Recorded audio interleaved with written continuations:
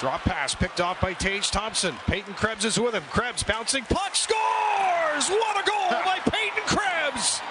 They team up once again, and the Sabres have taken a 2-0 lead with 9:24 to go here in New Jersey. Sabres get right back to where they left off. They're back like they never left. They defeat the Devils 2-1. They set the tone setter in their first game back from the Olympic break. Tage Thompson and Peyton Krebs were the goal scorers, and Ukko-Pekka Luukkonen only allowed the one goal on 28 shots. They begin their Florida trip tomorrow, taking on the Panthers with puck drop set for 7 o'clock. The Rochester Americans fell short on the road to the Cleveland Monsters last night by a score of 4-2. They look to bounce back at home tomorrow, hosting the Laval Rocket with puck drop set for 7:05. In the NFL, the Combine rolls on today. Punter and kicker, defensive lineman, and linebacker, they begin their on-field workouts today. And for the latest on the Combine, you can follow along with Sal Capaccio on our website, WGR550.com. And around the NFL insider Jordan Schultz reports there's a, quote, strong belief former Saints quarterback Derek Carr is very serious about unretirement. ESPN's Adam Schefter reports the Panthers have been getting calls about Andy Dalton for a potential trade. And the Chicago Tribune's Brad Biggs reports the Bears have given linebacker Tremaine Edmonds permission to seek a trade. That's your Paddock Chevrolet sports update. Paddock Chevrolet with you for the extra mile since 1935. I'm Joe Cali on Western New York's Voice of the Fans, WGR.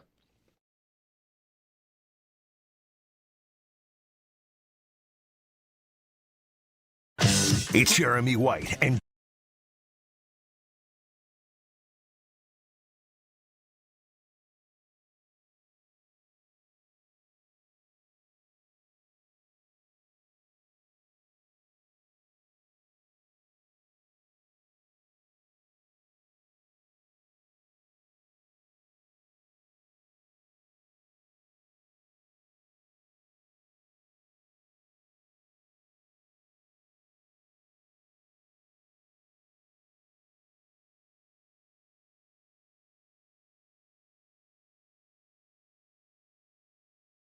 WGR.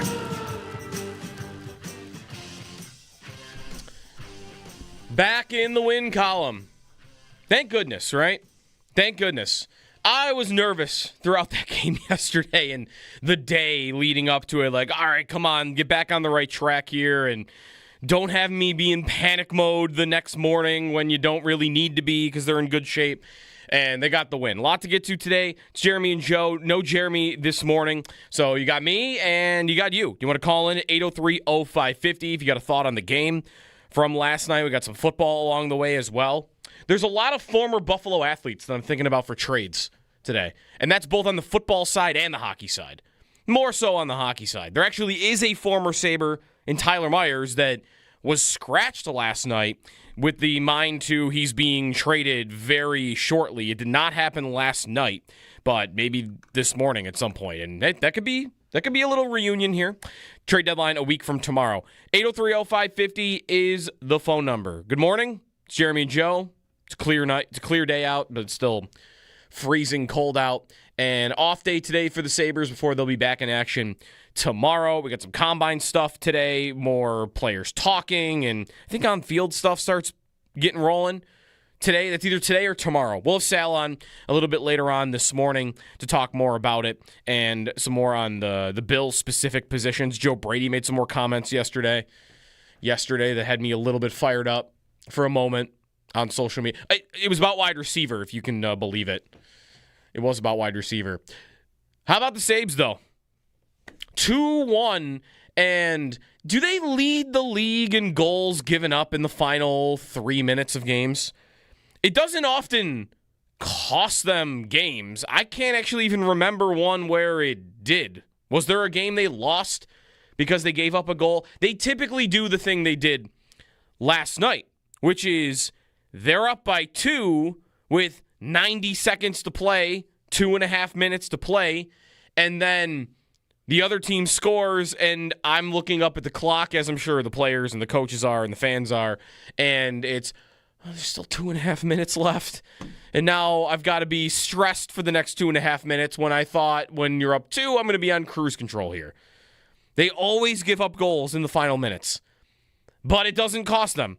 That's, I guess, the mark of a good team is you're up by 2 in these moments. Or you're up by 3. There were games where they were up by 3 or 4 goals, and the other team would rattle off 2 or 3 in a row in a couple of minutes stretch, when there's 5 minutes left. So, I don't know. Is it a fatal flaw of theirs? I don't want to call it a fatal flaw when I feel like it hasn't cost them games, but I am noticing it all season. Like, it can't be fatal if it's not fatal. It's not killing it's a flaw. Them. It's definitely a flaw, but I don't think it can reach fatal status until the Edmonton Oilers game that they tied in the last minute is a loss in the right. They won. Right, they won that game in overtime. They won that game. They've won. I'm what really is the racking game they my lost? brain that if they've really blown one, and I'm struggling right now to think of one. Maybe they haven't.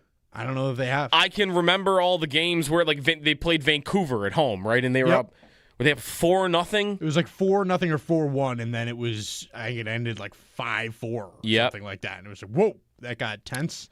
But they were fine and figured it out. That's on the list, just like they did last night. Is there a? There's a couple of them. There was a few in the streak. There were a few in a row even that were like, this is getting to be a trend here. And then they kind of bucked it by the time the break came around, and here we are, game 1 again. And you gave up a late one, but didn't hurt you. And they've jumped the Detroit Red Wings for the time being for the 3rd spot in the Atlantic Division. The one they lost. Sorry, not to interrupt. Yeah. Tampa. They lost right before the break. They blew that lead late with like 1 second left, and then lost in overtime. So right. Thank you to chat. Who was that? Bob. They lost that game to Tampa. That was they were up by 1 in that one. Yeah, 26 seconds left. Darren Radish scored to tie the game. All right, so they've blown one game. And that was only 1 point. Right. Which, I mean, typically, you give a game up in the final minute, it's going to be only a point you're giving up at worst. Right. So, whatever. Like, they're leading these games a lot, and that's the more important thing. And last night, like, what did they look like? Like, I, honestly, in the first period, I turned and said to my wife, like, I don't like how they're playing. I did not like how they were playing, but that was only 5 minutes in, 6, 7 minutes in. Like, I thought they looked a little bit flat. I don't think that lasted very long. I think they played totally fine. If I were to judge the entirety of the game, I would say the same thing about Tage last night. Yeah. I thought a period in, like, looks a little sloppy. He's not really skating that fast here, but Hughes might not be doing that either. And then second, third period, none of those thoughts were remaining. No. Yeah, he turned it on. Like, it just, you need to skate it out a little bit. He had to get himself into the swing of things again, and then he got there and really put on a bit of a show. Like, he was great last night. And I thought they played a good. It was a, you know, it was a good NHL game. I know we're kind of attuned to the Olympic pace and skill level and all that. I thought it was a good NHL game that the Sabres played well in for the most part. They came out, like you mentioned, a little slow. And then I thought they got their D involved again, and that kind of brought them back to their game, and it worked out. And they defended, I thought, well. I thought Luukkonen was great. Mm-hmm. He looked really good to me last night and picked up it's a good win. Now you can kind of, the Tampa-Florida series is now like get a couple of points there, and you're in good shape here. Get 2 out of the possible 4, and I'm feeling great about that trip, about this road trip, really, before they get to the Vegas home game. And on that, before we get to more about the game, because there are a couple of things that I have picked out from the game, thinking about the Sabres throughout the rest of the season and even into a playoff series. I mean, they're not new things. Like, looking at the power play yesterday. Like, I want to get to that. But on, like, the ceremony that we saw before the game for the Devils and what they decided to do, and it was show the highlight and put up a graphic and give Jack Hughes a standing ovation. He scored the golden goal. It was not pre-planned, it appeared, that Thompson was going to be involved in the ceremony at all, except for the ceremonial face-off. Right. Like that, I think he was always going to be a part of. But Hughes goes over to the Sabres bench, which I thought was a really cool moment. Grab Tage, like, let's do a little skate out to center and give a fist bump to the crowd. It's a good move by Hughes. Yeah. Like, I like that by him, and I don't think that was planned by the Devils, let's bring out the gold medalists to center ice and have them do it. They were just going to give Jack Hughes a microphone. Yeah, no mention of Tage from the PA announcer in the arena or anything. It was just like Jack Hughes. Right. That was it. And, so it was Hughes' decision to get Tage involved, which I thought was good. They're showing it at SportsCenter right now, like him coming out to center ice. And Hughes made a comment after the game about, like, why he did it and, like, the feeling about it. And he did say, I hope Tage and Buffalo do the same thing in their next home game if they're playing against, he doesn't know, if they're playing against somebody that won the gold medal with him. And, of course, that will be Jack Eichel and also Noah Hannafin. There are two of them. And I wonder if because the Devils weren't planning on, like, let's bring Tage out to center ice when we do this standing ovation, it's only he's going to be a part of the ceremonial puck drop. I really do wonder what the Sabres have planned. It's nothing serious. It's because it's Eichel. And it could be awkward, or there could still be bad feelings about him and about them between the two, but you'd like to think gold medal, Team USA, put that aside. I'll resolve that for a moment here, and let's do a proper amount of respect here for winning the gold medal. Come out to center ice and let's do something. Right. Because I do think if they didn't involve either player from the Golden Knights, it would, even if it's not something that other teams are doing, I guess the Devils kind of did last night. If they don't do it, it's going to come off as really petty, and it's going to come off as just, I don't know, like immature maybe is the word. Right. I think that New Jersey doing what they did last night, and not only just honoring Jack, but like none of the other, like Jesper Bratt was an Olympian. There are a bunch of guys on that roster that were also Olympians for other teams, and all that they said was like Hughes, congratulations to Hughes. Here's Jack, take him, and then we're done. I think that might help their ability to breeze through a maybe shorter ceremony than we may expect. I just don't think. I saw a little bit of like New Jersey fans being like, "Why didn't we talk about Bratt or something?" Like what? Yeah, I guess maybe just because he didn't medal at the Olympics. Sure, if he had medaled, I think maybe that would have happened. Right. I don't know.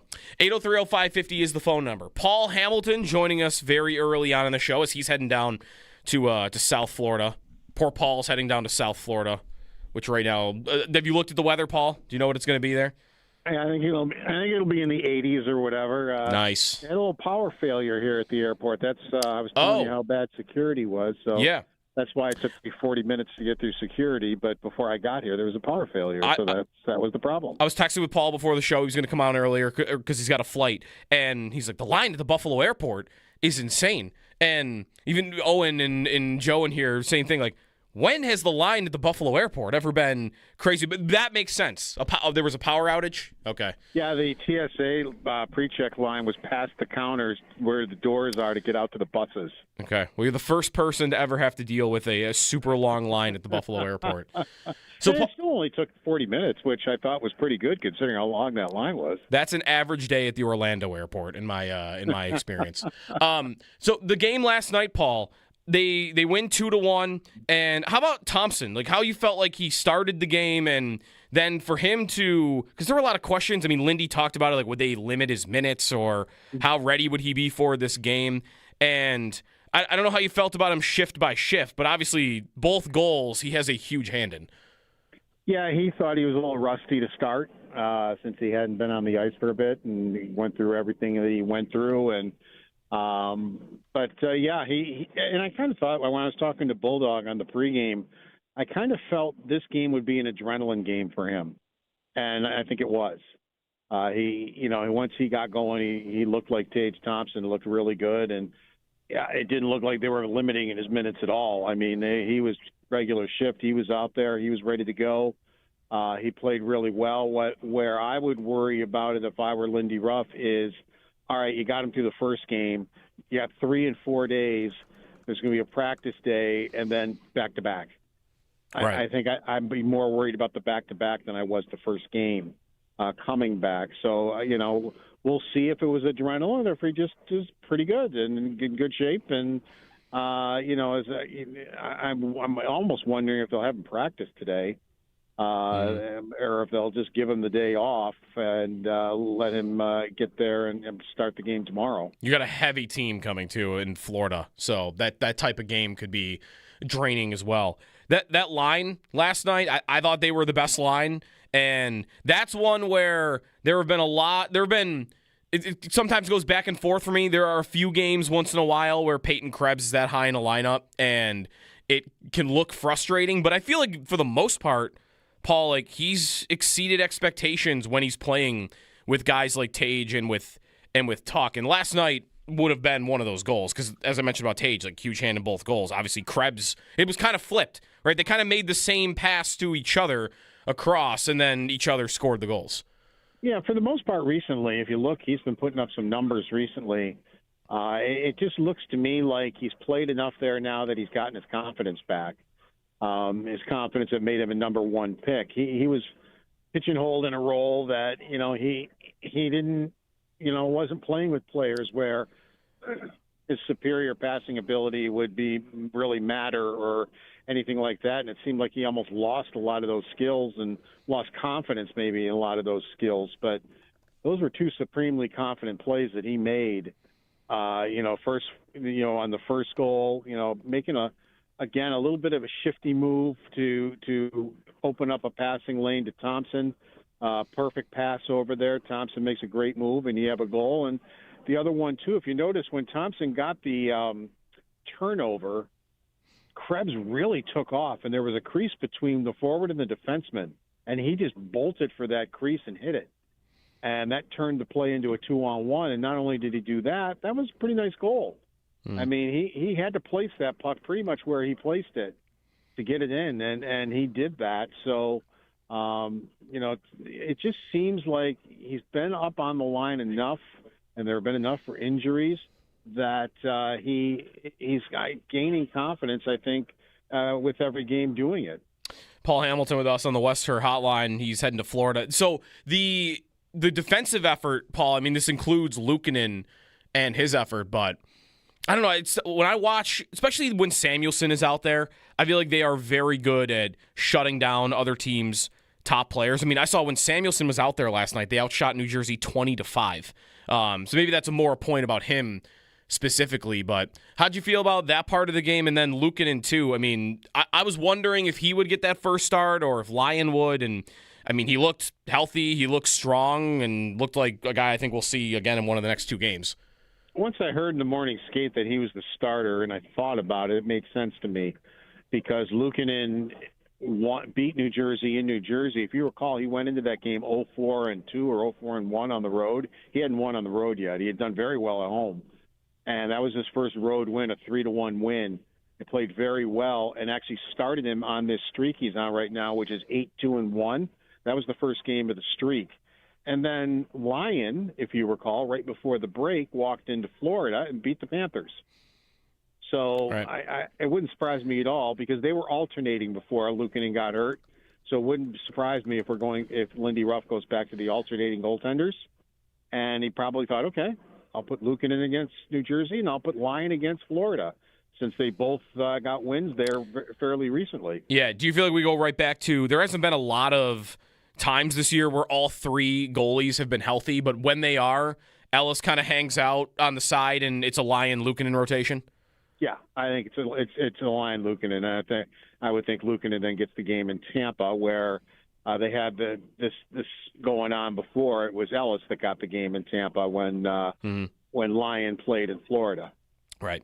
Paul Hamilton with us on the West Her Hotline as Sabres win 2-1 over the New Jersey Devils. All right, Paul, the two games coming up, like what should expectations be? Like given where they are, they're third place in the standings now. That Florida back-to-back's always tough. It's like, is 2 of 4, do you think, acceptable, or should we be setting our sights a little higher here? Well, Florida's a desperate team, or they should be a desperate team, so we'll see where that goes.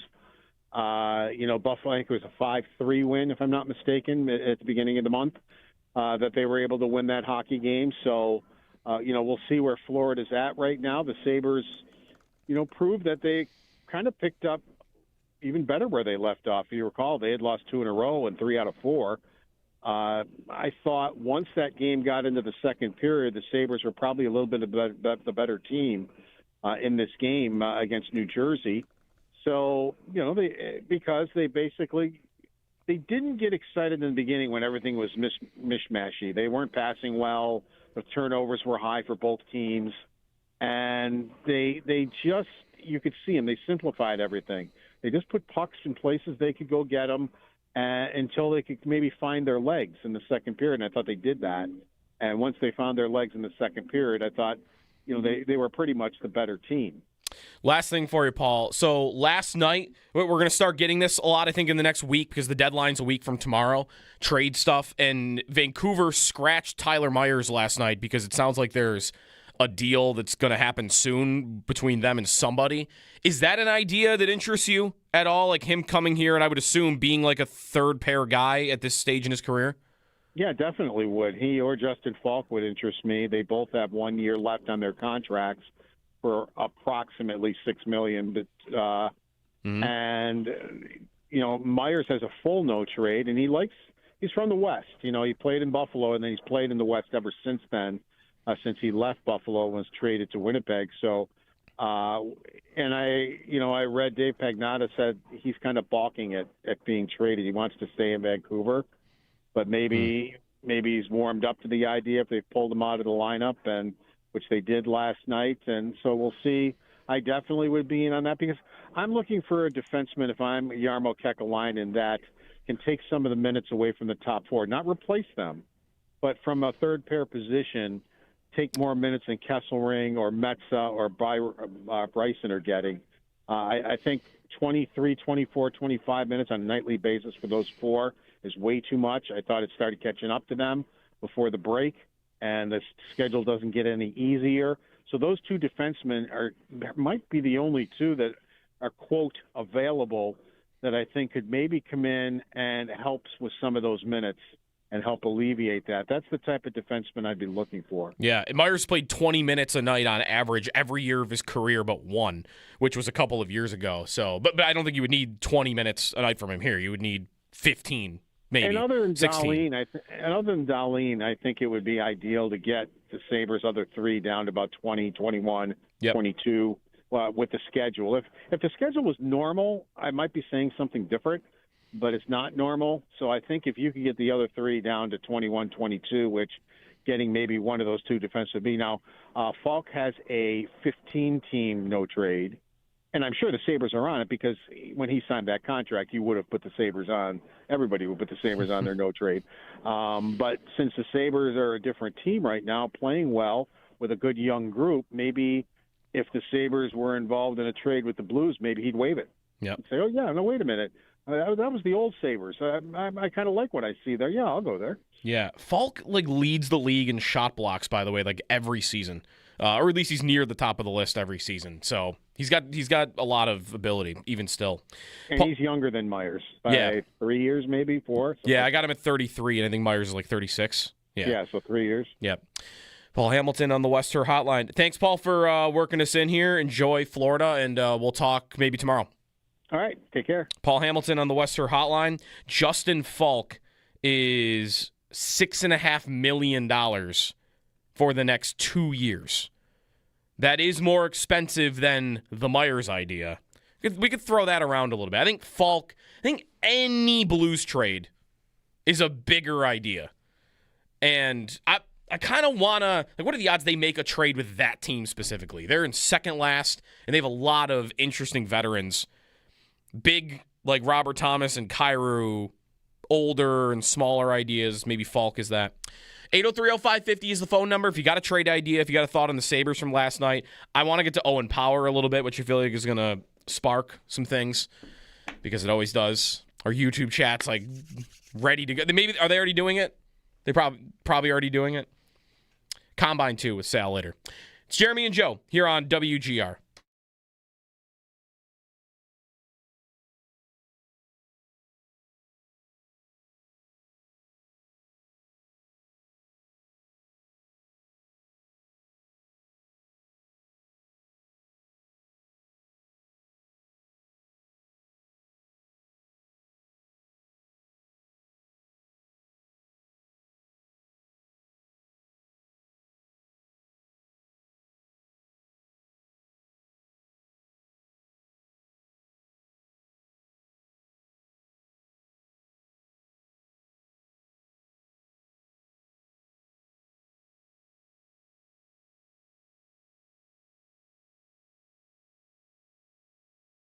the defensive effort, Paul, I mean, this includes Luukkonen and his effort, but I don't know. It's when I watch, especially when Samuelsson is out there, I feel like they are very good at shutting down other teams' top players. I mean, I saw when Samuelsson was out there last night, they outshot New Jersey 20-5.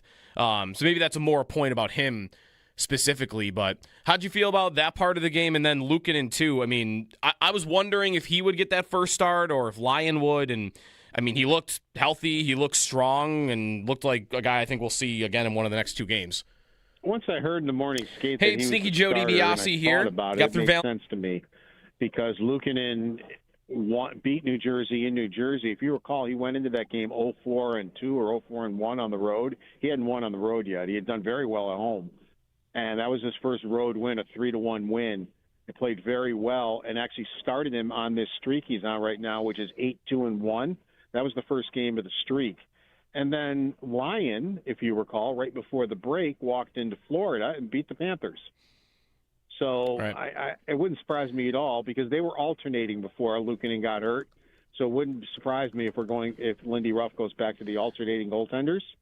And he probably thought, okay, I'll put Luukkonen against New Jersey and I'll put Lyon against Florida since they both got wins there fairly recently. Yeah. Do you feel like we go right back to there hasn't been a lot of times this year where all three goalies have been healthy, but when they are, Ellis kind of hangs out on the side and it's a Lyon Luukkonen rotation?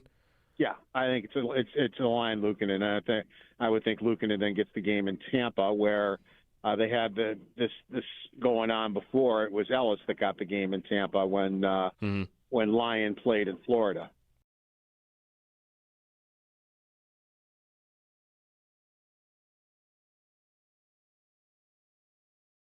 So the game last night, Paul, they win 2-1. And how about Thompson? Like how you felt like he started the game, and then for him to, because there were a lot of questions. I mean, Lindy talked about it, like would they limit his minutes or how ready would he be for this game? And I don't know how you felt about him shift by shift, but obviously both goals he has a huge hand in. Yeah, he thought he was a little rusty to start since he hadn't been on the ice for a bit, and he went through everything that he went through, and. Yeah, he and I kind of thought when I was talking to Bulldog on the pregame, I kind of felt this game would be an adrenaline game for him, and I think it was. Once he got going, he looked like Tage Thompson. Looked really good, and yeah, it didn't look like they were limiting his minutes at all. I mean, he was regular shift. He was out there. He was ready to go. He played really well. Where I would worry about it if I were Lindy Ruff is. All right, you got him through the first game. You have 3 and 4 days. There's going to be a practice day and then back-to-back. Right. I think I'd be more worried about the back-to-back than I was the first game coming back. So, we'll see if it was adrenaline or if he just is pretty good and in good shape. And, I'm almost wondering if they'll have him practice today. Or if they'll just give him the day off and let him get there and start the game tomorrow.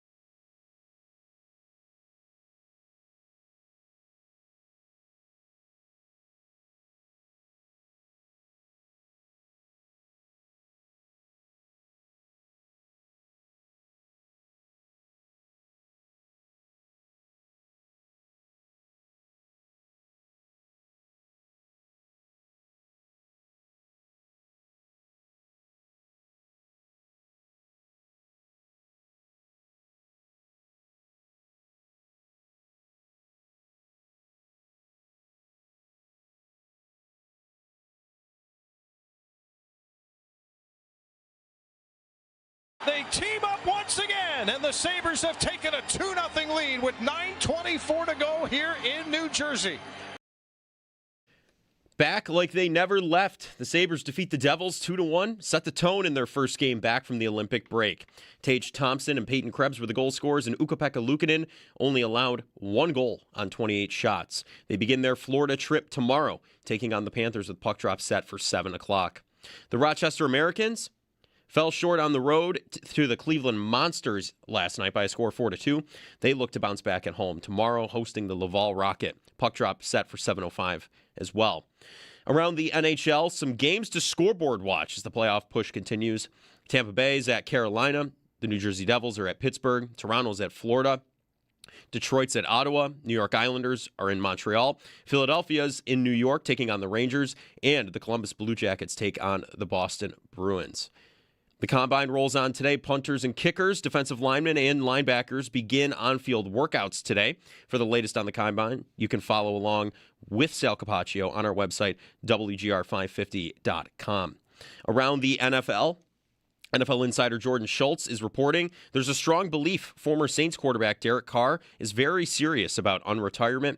ESPN's Adam Schefter reports the Panthers have been getting calls about Andy Dalton for a potential trade. And the Chicago Tribune's Brad Biggs reports the Bears have given linebacker Tremaine Edmonds permission to seek a trade.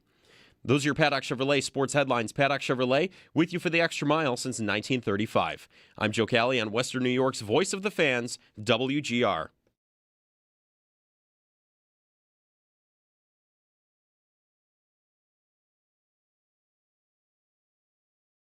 Drop pass picked off by Tage Thompson. Peyton Krebs is with him. Krebs bouncing. Puck scores! What a goal by Peyton Krebs!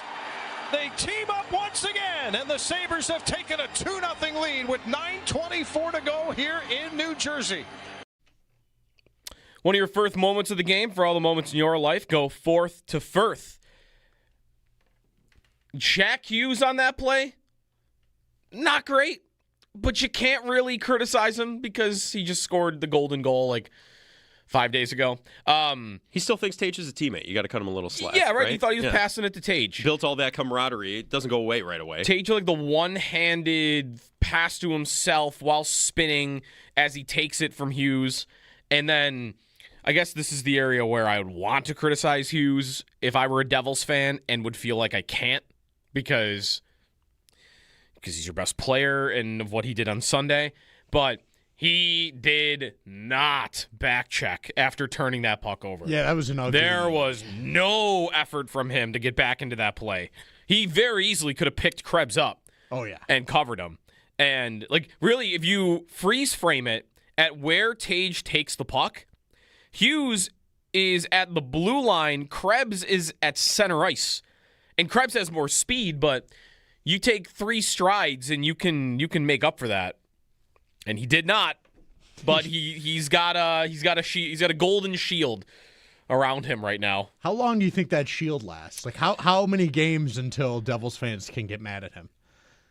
For plays like that, I don't know that you can because they're not playing meaningful games right now. That's the thing. Like they're not anyway. Yeah, like they're everyone there is checking out. Right. So I mean, I guess you could blame him for that. I wouldn't. I mean, they lost a lot of games when he like sliced his finger off at a dinner earlier in the season. I think a lot of it was also like they thought they were getting Quinn Hughes and they didn't get Quinn Hughes, and then everybody was like, oh, yeah. Well, now we stink, and they didn't stink. They were good, but they since that happened, the Hughes stuff picked up. They all thought like, oh, we're getting the third one, and then he got traded to Minnesota, and since then they have tanked, like just annihilated it. It's a tough spot. Worst goal differential in the Eastern Conference right now. Ooh. The Devils, -30. The Sabres are in third in the Atlantic. Good morning, it's Jeremy and Joe. 803-0550 is the phone number. They passed Detroit in the standings. I think that holds from now to the end of the season. I mean, they might, flip-flop once or twice here. But when it's all said and done, I think that Buffalo, Montreal are the second and third best teams in this division. I mean, goal differential, by the way, is another, just was looking at that already. Detroit is -1, Buffalo is +20, and Montreal is +12. There's no doubt Detroit, to me, on paper, is the lesser of those 3 teams. We'll see if that holds. again, like Gibson's had a pretty good season for them at times. So they've got Larkin, they've got Sider, they've got Raymond. They do have talent. Yeah. But I like the completeness more of both Buffalo and Montreal. So that's the 2-3 race. But there is still playoff racing to happen here, and like Owen's doing right now, like make sure you follow him on Twitter because he's got like your rooting guide every night. Yep. And you've already got that for tonight? I do. I couldn't even fit them all in one tweet. There's so many Eastern Conference teams playing. Okay, tonight. right. Because the only teams that played yesterday were the Tampa-Toronto game. Right.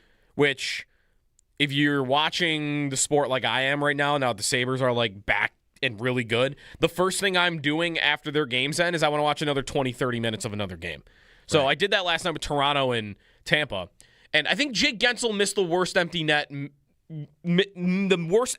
miss I've ever seen, other than that one Patrick Stefan one a decade ago. That's an all-timer, yeah. But like he had the whole net. He was standing right in front of it, and he hit the post. Tough. That was a hungover moment, maybe, for him. Although I don't think he was partying with the rest of Team USA. That's right. He did not. All right. So whatever. He skipped some of it. Tampa wins.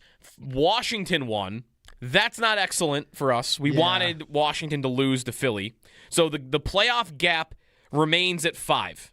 It's Washington at 67 points, Buffalo at 72, but Washington would go into the Islanders spot first. So the Islanders and the Capitals and Pittsburgh, for that matter, would all have to catch you for you to drop out of the playoffs. Mm-hmm. Because there's got to be 2 Metro teams. Yeah, Pittsburgh's probably in trouble now. Crosby's out for a month, and like that's going to probably be the end of them because the difference between him and Malkin to the rest of that team, production-wise, is like massive. Very quickly on that before we get to like what to root for tonight.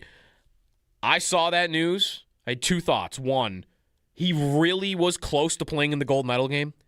Was he really close to playing in the gold medal game? I think they were probably close to forging some kind of brace to put on his entire body to make him be able to skate. But I think it was going to be bad if he did.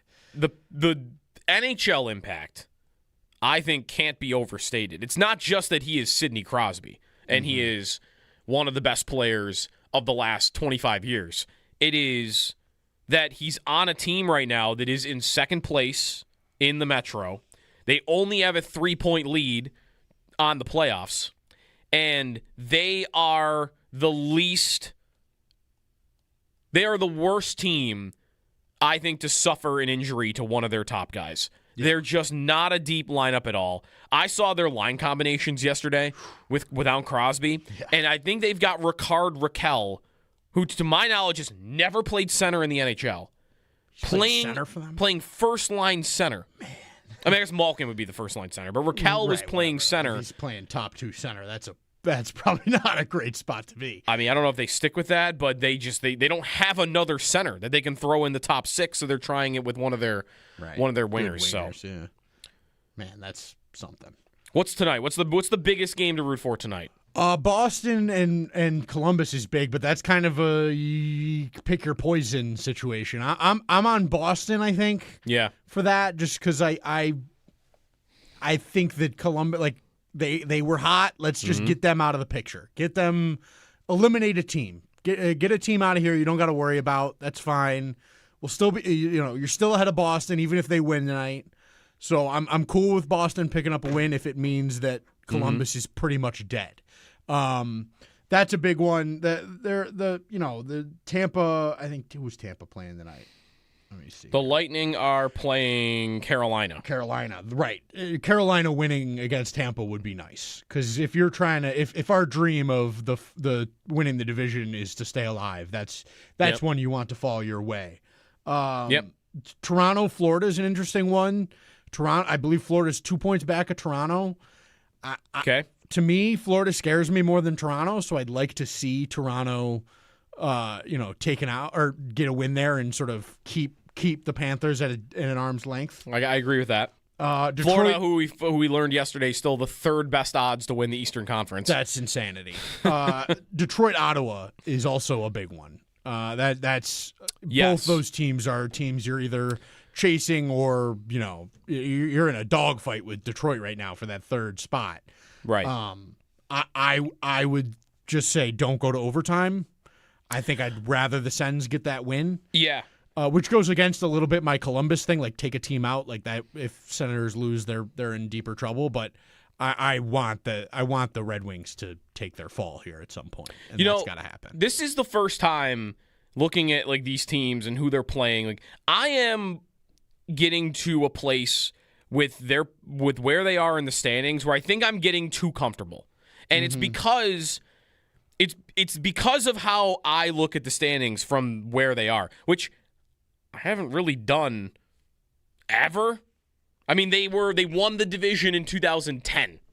So I might have done it then, but even that season, that was the 1 through 8 system where if you won your division, you couldn't go lower than the 3rd seed. Right. And we knew they were like in great shape to win the Atlantic. So, or I guess then it would have been the Northeast. Northeast, yeah. So we knew they weren't going lower than 3rd.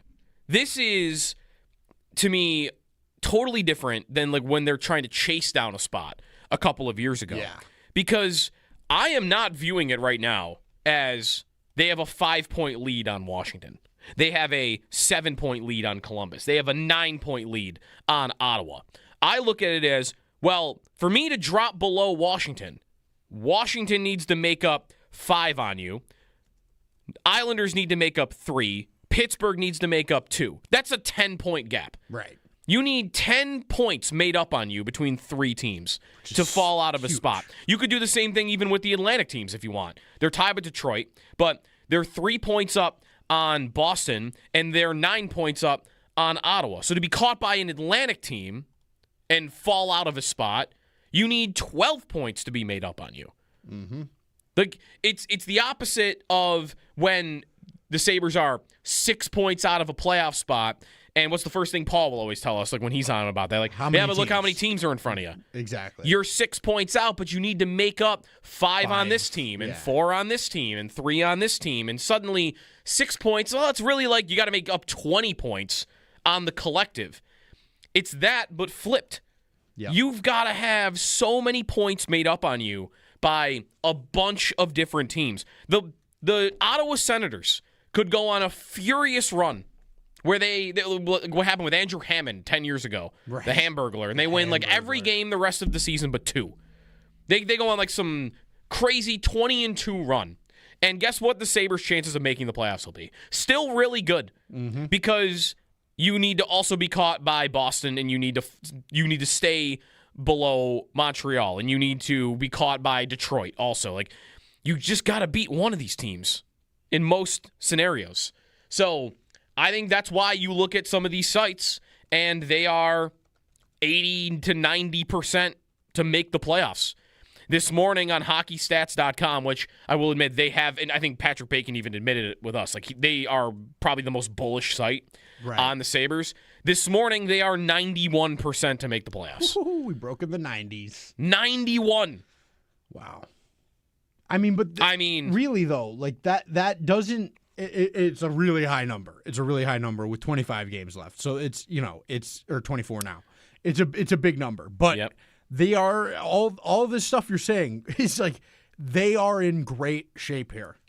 They have got to just cruise, find your game, find what you want to look like in the playoffs here, tinker around a little bit, and just go 500, and you're fine, you're good, and that's a really nice advantage to have instead of being so stressed out and running around like your hair's on fire for these last 24 games. You can approach it like we've got a little wiggle room here. We don't need to panic if stuff starts to slide a little bit. If we go on a 3-game losing streak, that's not the end of our year. It's not good, but we can recover. Whereas, those years like you're talking about chasing down a spot, that's the end of it. That like you can't afford that anywhere. It's over if you let yourself slip up like that. And they've earned that right to give themselves a buffer and some room to work with. And because of that, it allows you to play freer and play a little looser and all that stuff psychologically that will help you. And it's a real advantage that they've got coming in here. And I think that I feel great about where they're at. That's what I want to keep saying. Like, I feel great about where they're at. I like how they play. I like how the standings look. I like just about everything that's going on. Like let's Let's go. I'm excited. I did find one site where it's higher. Evolving Hockey, which actually is the site I go to for like a lot of these advanced stats the most often. They have them at 92.5% to make the playoffs. 803-0550 is the phone number. If you got a thought on the Sabres, we'll get to some football coming up in the 7 o'clock hour as well. Sal joined the show on the Combine. And a comment Joe Brady made about wide receiver, and a comment Brandon Beane made earlier in the week about faith fans have in the organization, and that going down this offseason. When we come back, more of your phone calls at 803-0550 as well here on WGR.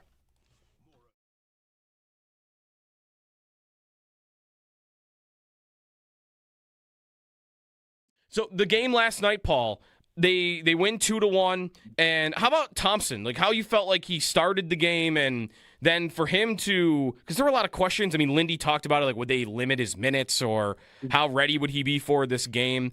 And I don't know how you felt about him shift by shift, but obviously both goals he has a huge hand in.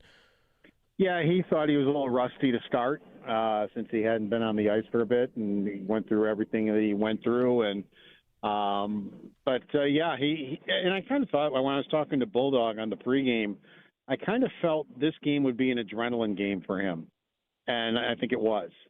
Once he got going, he looked like Tage Thompson, looked really good, and yeah, it didn't look like they were limiting his minutes at all. I mean, he was regular shift. He was out there. He was ready to go. He played really well. Where I would worry about it if I were Lindy Ruff is, all right, you got him through the first game. You have 3 and 4 days. There's going to be a practice day and then back-to-back. Right. I think I'd be more worried about the back-to-back than I was the first game coming back. So, we'll see if it was adrenaline or if he just is pretty good and in good shape. And, I'm almost wondering if they'll have him practice today.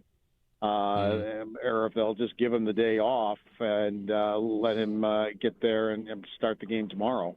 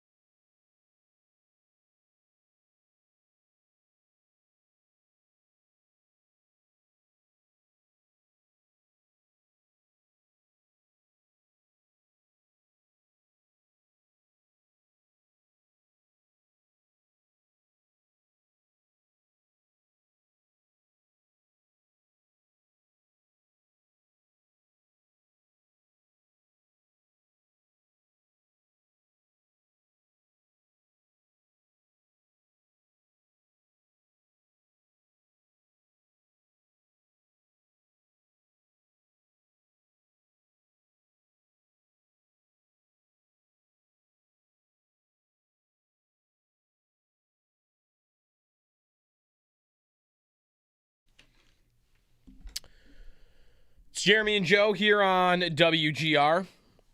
Welcome back. A lot of people are yelling at the groundhog on social media right now because the winter just won't go away, and I think we have another storm coming our way on like Monday or Sunday through Monday. I am going curling for only the second time in my life on Saturday. That'll be fun. That's exciting. I had the crazy What take, do like, you wear to go curling? sweatpants, right? Just regular. Just sweatpants? Sweatpants is like funny. like windbreaker stuff. I feel Not- like. You know, my first thought was, because I thought I remembered ripping a hole in the knees of the pants I wore the last time. Mm-hmm. And then I thought about all of my mini sticks experience growing up as a kid. Oh, yeah. And generally I would wear jeans for that, and then they would rip. Yeah, jeans is definitely not. But I'm not the wearing move jeans. for curling. No. Ripping crotch holes and knee holes, and that's a bad scene. Just sweatpants? Maybe a knee What are pad? they wearing? I should have been paying attention. What are they snow- wearing at the Olympics? Like the windbreaker snow pants? Yeah, they've like got snow the- pantsy, like hockey. If you ever had hockey coaching pants, sort of like the See- parachutey material. Their kneecap is like touching the ice when they slide, I think. Yeah, you want my old goalie knee guards? I'll give them to you. You can You know? glide right on those. Knee guards. It's a good deal. 4 years, Probably got a unlimited knee guard resources. somewhere. Could you curl in the Olympics next time around? No. 4 years unlimited resources? Yep. Is that all I'm doing for 4 years? Yep, all you're doing. Could Yes. you curl? If I'm doing it all day, every day. He didn't then, say I like, have to win gold. He had to say I had to be there. I'm competing And, for and USA. not embarrass myself. Yes. You give me 1,500 days It's a without lot of not doing days. anything else. A lot of days. I might get sick of it. 803-0550, the phone number. Sal, the Combine, all when we come back in the 7 o'clock hour here on WGR.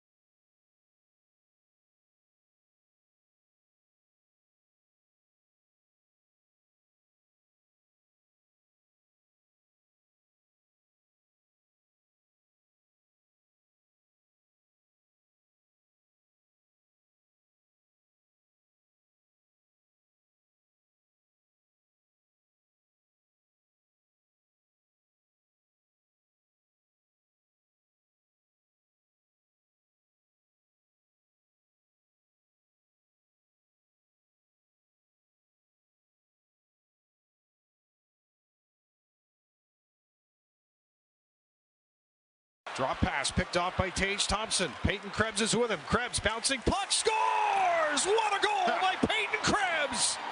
They team up once again, and the Sabres have taken a 2-0 lead with 9:24 to go here in New Jersey. Back like they never left, the Sabres defeat the Devils 2-1 and set the tone in their first game back from the Olympic break.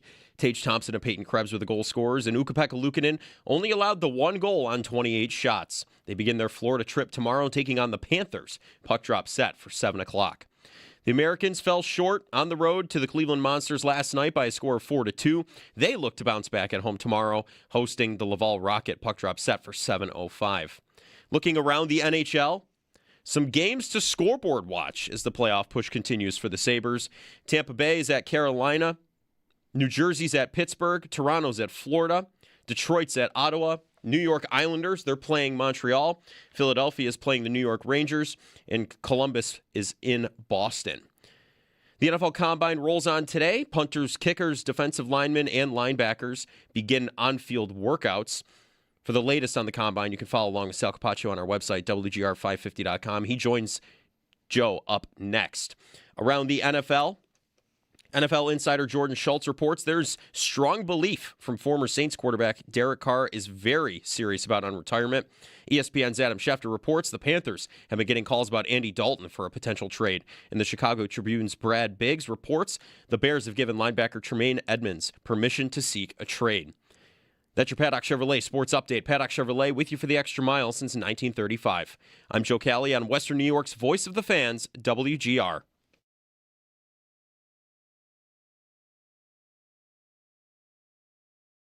It's Sal Capaccio. Filling up right behind the Bills bench right now with their flags and their hey, hey, hey, hey, hey, hey, hey, hey, hey. Let's go Buffalo chant. On WGR Sports Radio 550.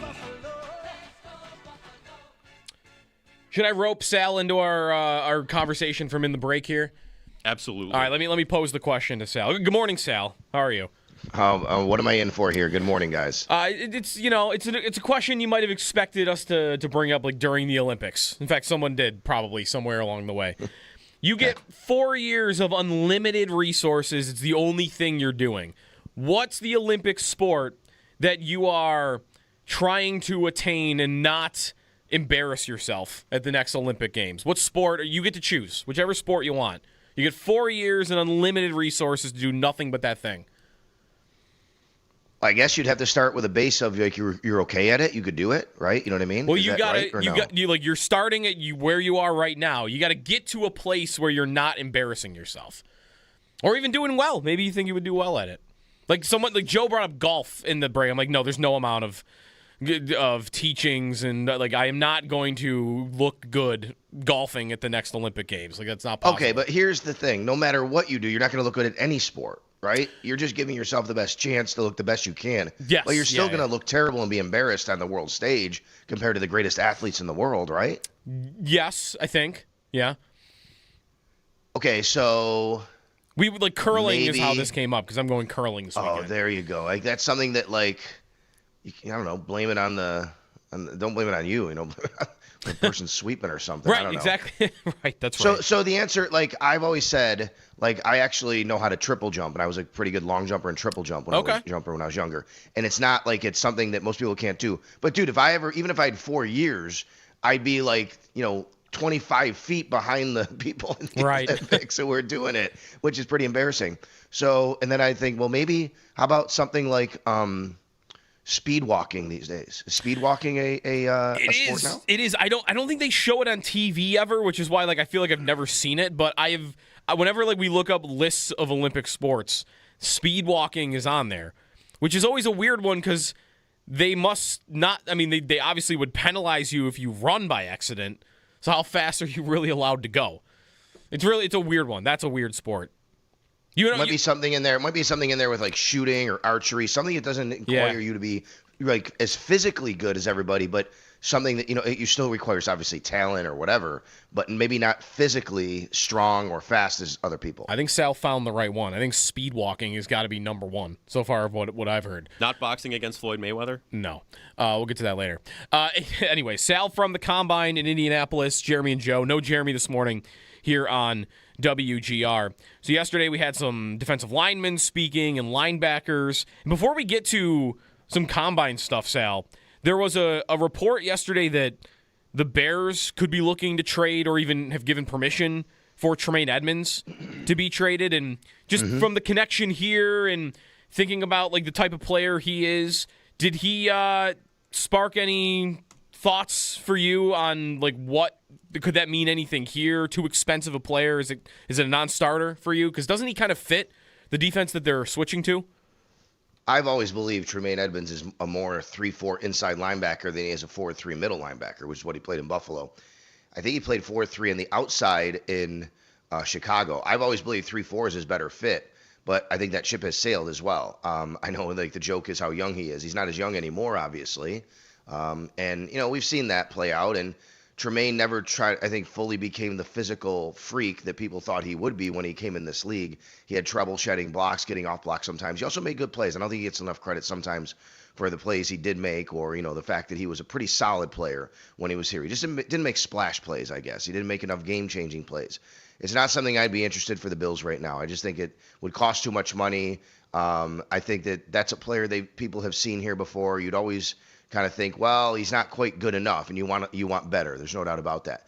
I do, however, think I'd like to see him go somewhere where he could play that role, Joe, because I think that we might see a little different Tremaine Edmonds and a better Tremaine Edmonds. So I do think he's more suited for that 3-4 inside linebacker role. But I also think the Bills actually have a bunch of linebackers on their team that might be more suited for that, including Terrell Bernard, including Dorian Williams, including Joe Andreessen. I think all of them actually can translate to the inside of a 3-4, maybe better than they could be a 4-3 true Mike linebacker. Joe Andreessen, who is only 1 year younger than Tremaine Edmonds, amazingly.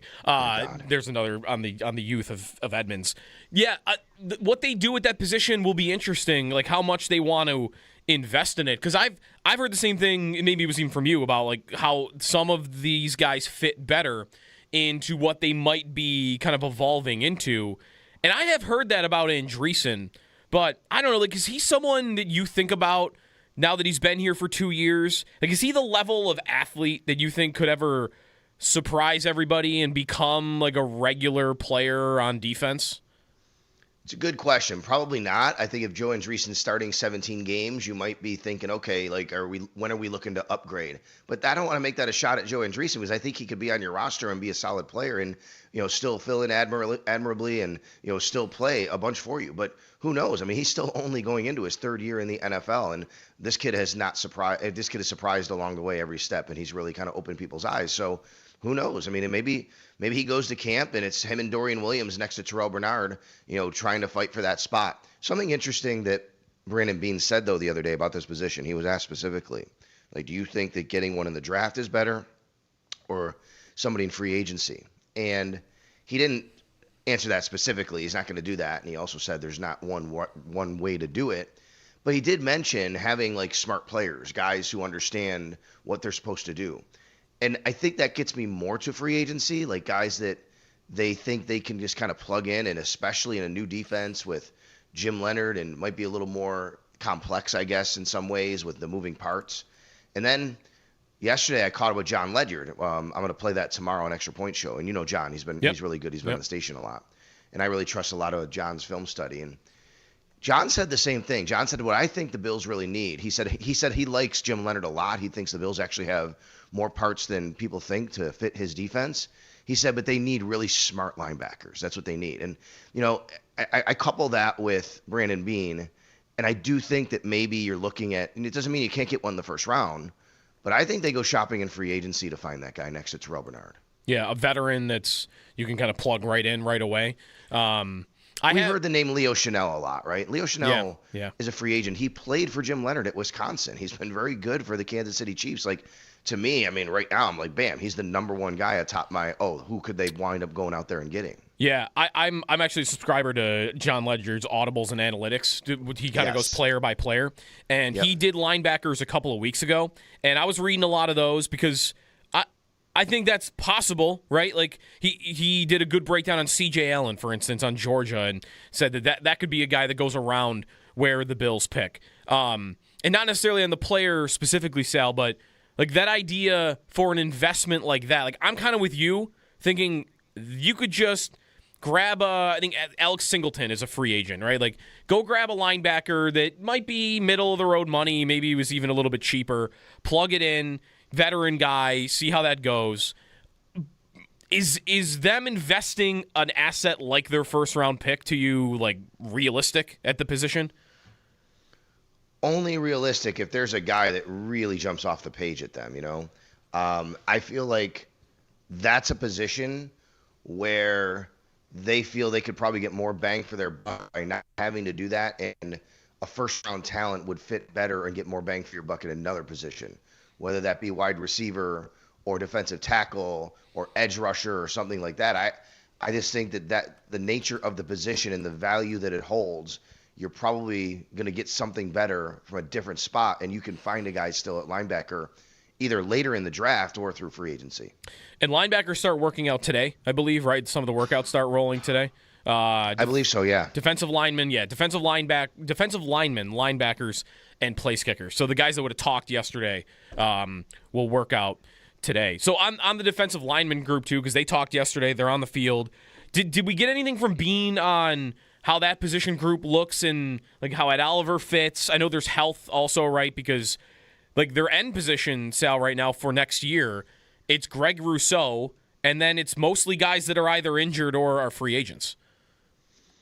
Yeah, so Bean, he talked a little bit about some of the guys he was asked about, like Greg Rousseau, like how does he fit? They just paid Greg Rousseau. Obviously he's somebody they really like, but maybe his role looks a little bit different in this defense. Not saying he wouldn't be an edge rusher, but he might have to stand up a little bit more, or be a little bit wider or something like that. Which might be different. Everything's going to be different, I guess. This isn't a Greg Rousseau point, but that's a guy that's not going anywhere. Is my point, right? I mean, we know that. You know what he said? You know who he talked about, Joe, which was really interesting to me, was Javon Solomon. Mm-hmm. Like kind of out of the blue. Like he said, when they drafted Javon Solomon, they actually thought maybe he was a little bit more of a 3-4 edge, but they liked him a lot, and they wanted to put him in and thought they could do some things with him. Remember, Javon Solomon actually played a little bit of that Michael Hoyt role after Michael Hoyt got hurt, and they moved him around. And I do think that the archetype of what they're looking at the defensive line, especially edge, might be a little bit different than what we've seen in the past. So the reason I bring up Greg Rousseau is, Greg Rousseau's still going to be an edge rusher for the Bills, but maybe if you are running this defense that year, you don't draft Greg Rousseau. Maybe you're looking for somebody different because the archetype is a little bit different. Not saying he can't fit in your defense, but saying that maybe you're just looking for different types of guys to fill the top end of your roster for this defense. Landon Jackson is a guy that's coming back. Again, coming off the injury. I did ask Brandon Beane specifically about the three guys, Landon Jackson, Michael Hoyt, and Tyler Bass.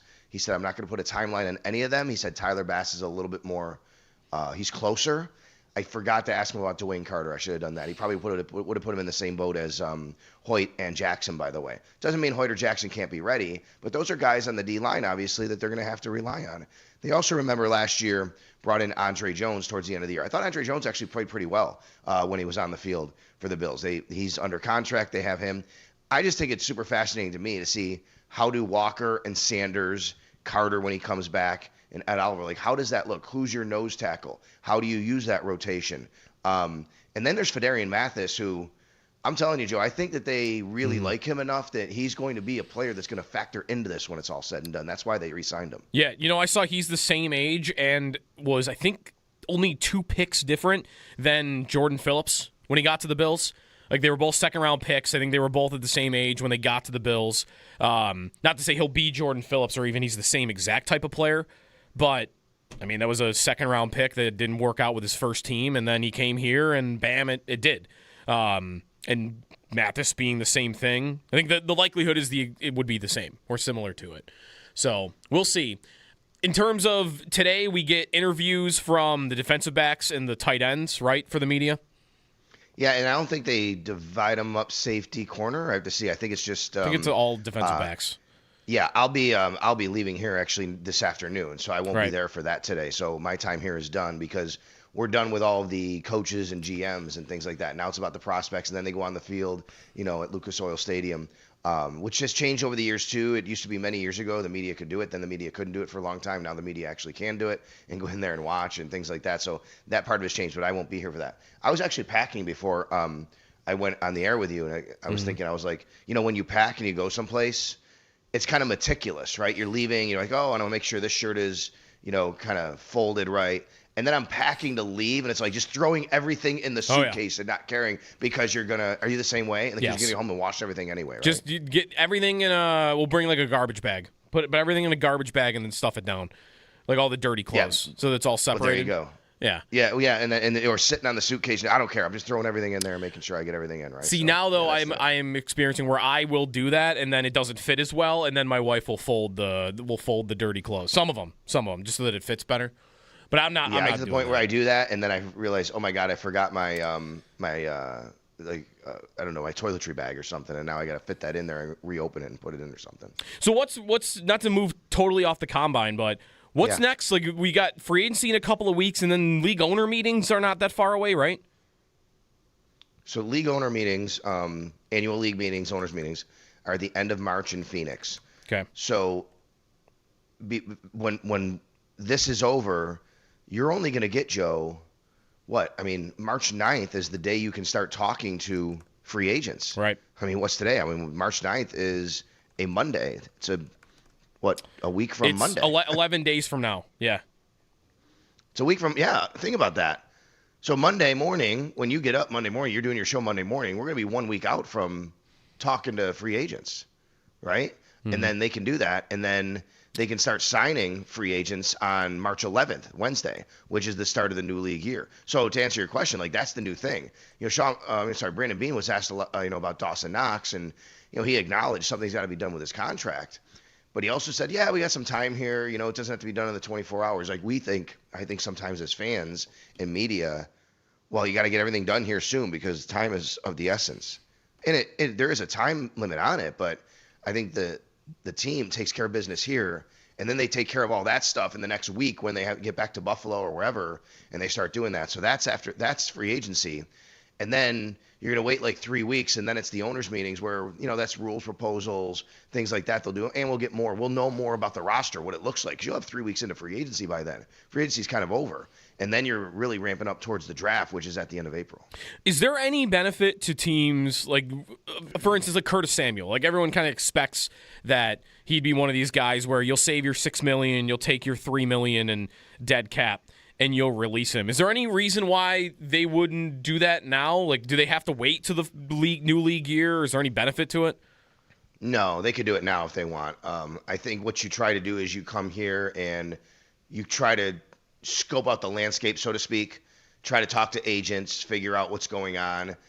I mean, we all know, Joe, it's like kind of, you're not allowed to talk to agents about players, but we all know what happens here when guys start talking, people start talking, you figure out what the market is for certain people, things like that.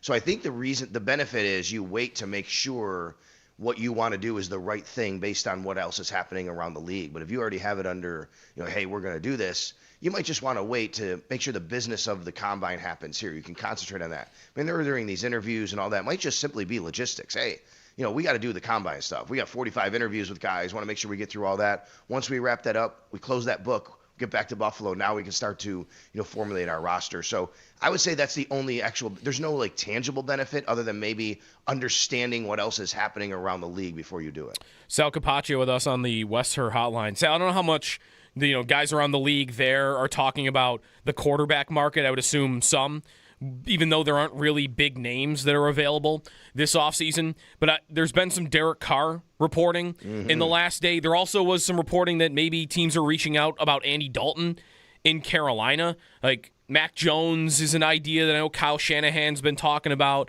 Like, really any of these guys have to be traded for. And I wonder, do you see a couple of teams, like maybe Minnesota, Pittsburgh, being desperate enough and not having these great ideas available to them that, the best idea for a quarterback-needy team this offseason might be call on the best backups in the NFL and just try to trade for them? Yeah, it might be because unless you get Malik Willis, right? Malik Willis is the number one free agent target. So I still think, Miami would really like him because the Green Bay connection there with the coach coming over from Green Bay.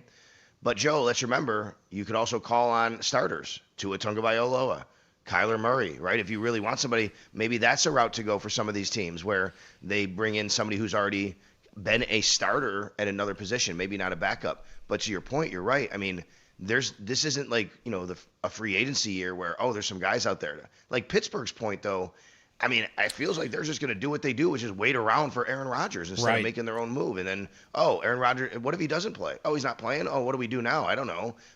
Maybe then, and then they go out and get somebody. So they are not a proactive organization when it comes to that, obviously. But I do think that Tua is going to be no longer in Miami. Kyler Murray's probably no longer going to be in Arizona.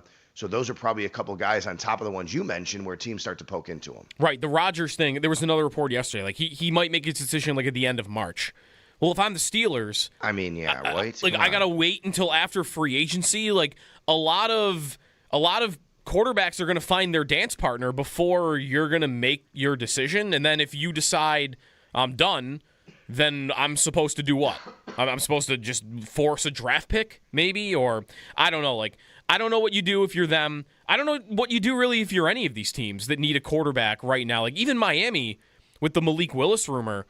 Like, if I'm a Dolphins fan, should I really want that? Like, what am I trying to be this year? Am I trying to be competitive? Do I think Willis is a long-term answer? Or do I want to be focusing on next year's draft, which is supposed to be flush at the position? I don't know. I don't know what you're supposed to do. Maybe you can do both, even with Malik Willis. I like Malik Willis. That's not right. I'm not saying it's because he's bad. What I'm saying is because the roster just isn't going to be good, right? So how much could Malik Willis really elevate you to a point where it's costing you high draft picks next year? But I do think talking with, Miami media who's here, the consensus is they're finally doing it right. Well, that's fine. We've heard that about the Jets and we've heard that about the Browns many times before, right? Yeah. And you still have to do it right. I tell you, I don't know. A good guy to talk to is Armando Salguero, and I know Shope and the Bulldog have him on a lot. He's kind of the opposite ilk. He's I talk with him. I'm sure he wouldn't mind me saying because I'm sure he's said it, which is he thinks, come on. When you tank, right? We use that word. When you tank, it just rots the culture of the organization, and there's no telling if you're going to recover from it at some point. And we've seen that happen. Look, I think that's an argument. We had that debate, 10 years ago in Buffalo with Jack Eichel and Sam Reinhart, and what happened when going to the bottom. And yeah, we know that they didn't make the proper moves, but I do think that can happen to an organization where if you go too far and it doesn't particularly work with one player and they're not ready to carry that, or the person you bring in, franchise quarterback, hockey player, whatever, that can fester in your organization, and now you're not going to recover for another several years. Sal Capaccio with us. Was there a Sabre watch party out last night in Indianapolis? Was there Great. I'm glad you asked because myself, Josh Reed, and Matt Perino, we went out for dinner last night. And I said to them, I'd like to go out a little bit earlier because I do want to find the Sabres game somewhere. Now, I have it on my phone where I can watch it, which is fine. Mm-hmm. So after dinner, we're sitting around. I put it on my phone, and I said, let's go somewhere we can watch the game. We go to there. I know I told you this before. Indy really is a cool city. It's got a lot of great restaurants. I like their downtown a lot. It's just the way it's set up as a big convention city. And they have quite a few, like all the steakhouses, yes, but they have a lot of really good sports bars too and places with televisions. So we went to a place called Kilroy's, actually, called Kilroy's. Mm-hmm. Walk in. There's TVs everywhere, but it's like basketball on every TV, college basketball, NBA. And I said to the server, I'm going to ask you a question. You might get here, you might not a lot, but do you guys can you put a hockey game on for me? And she said, probably. What's the game? And I said, Buffalo Sabres, New Jersey Devils. And sure enough, 3 big screen TVs, it pops up, and we sat around and watched 2 periods of the game. 3 TVs? Yeah. Because, TVs. you could troll one, and it controls 3 of them when there's 25 in the place. You know what I mean? Right. That, Combine Week, you should be expecting, there are people from out of town coming in, and, I got to be ready. I got to be ready to put on anything. The Anaheim Ducks game, maybe. Anything. And listen, when Tage scored, I went, like that. You know what I mean? And people were looking at me like, what's going on? They're all looking at the basketball games. I'm watching the hockey game over here. So yeah, we did get to watch the game, and last 2 minutes or whatever. And it's kind of cool. It's, Josh Reed, Channel 4 sports director. He's never covered playoff hockey since he came back to Buffalo. Joe, I moved back to Buffalo. I moved back to Buffalo from Florida literally 4 months after the last Sabres playoff game. Like, you can blame me. They haven't made the playoffs since I moved back because they were in the playoffs that year, and then they had the playoffs and they lose. I come back in 2011, in August of 2011. Like, I actually went to a Stanley Cup game when they played the Stars, but I was in Florida and came up. I have not lived in Buffalo again for the playoffs since the 90s. The Capaccio curse. He came back. And I mean, really, there's not a lot of guys at all that were covering the last playoff for the Buffalo Sabres. There's been a lot of, people change. That's probably right. Like Bove was here. He grew up here, right? Right. So he was here, and he wasn't maybe in the media. But so we were talking. So the point is, like, we're watching and we're all invested in this. And I know from like Josh's perspective, he's telling me about, like he's got to start thinking about staffing for playoffs because that's literally the first week of the playoffs is also the week of the NFL draft. Is that right? The first week of the playoffs? Yes. April 18th starts the NFL playoffs. The draft is what, the 23rd? Okay. Yeah, that's right. The 23rd. So 23rd is round one. Yeah. Yeah, the first night of the NHL playoffs, however they scheduled teams, is April 18th. Okay. Well, we'll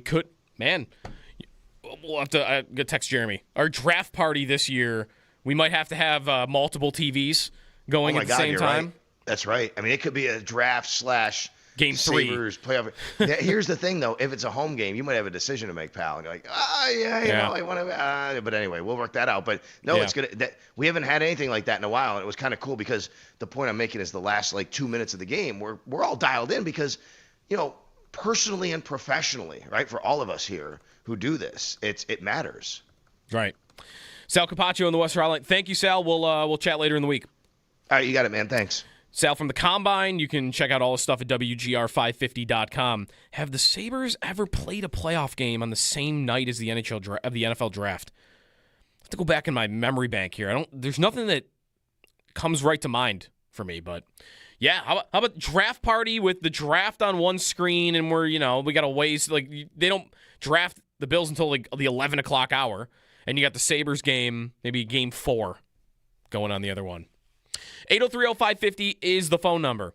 On the Bills, Bean got asked a question earlier in the week about confidence in the organization from the fans. I want to get to that a little bit, see if that's real. Have fans really lost a level of faith and a level of trust in the organization after the way this offseason has gone so far? Let me know what you think here on Jeremy and Joe. This is WGR.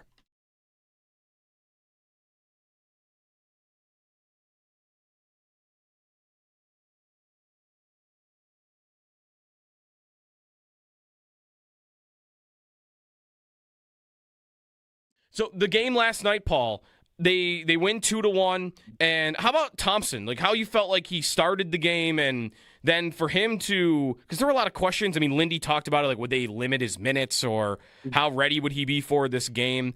And I don't know how you felt about him shift by shift, but obviously both goals he has a huge hand in.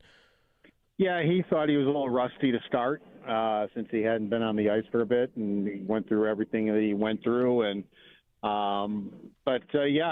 and I kind of thought when I was talking to Bulldog on the pregame, I kind of felt this game would be an adrenaline game for him, and I think it was.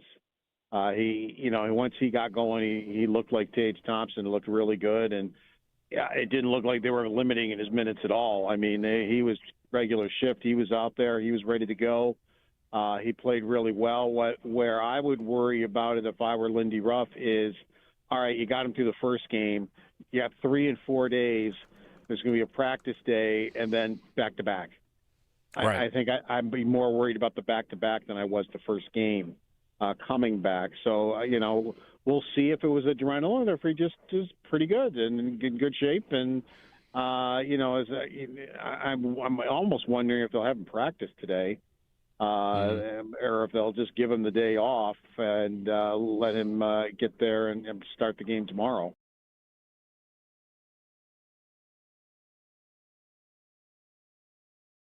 Before we get to some Combine stuff, Sal, there was a report yesterday that the Bears could be looking to trade or even have given permission for Tremaine Edmonds to be traded. And just from the connection here and thinking about like the type of player he is, did he spark any thoughts for you on like what could that mean anything here? Too expensive a player? Is it a non-starter for you? Because doesn't he kind of fit the defense that they're switching to?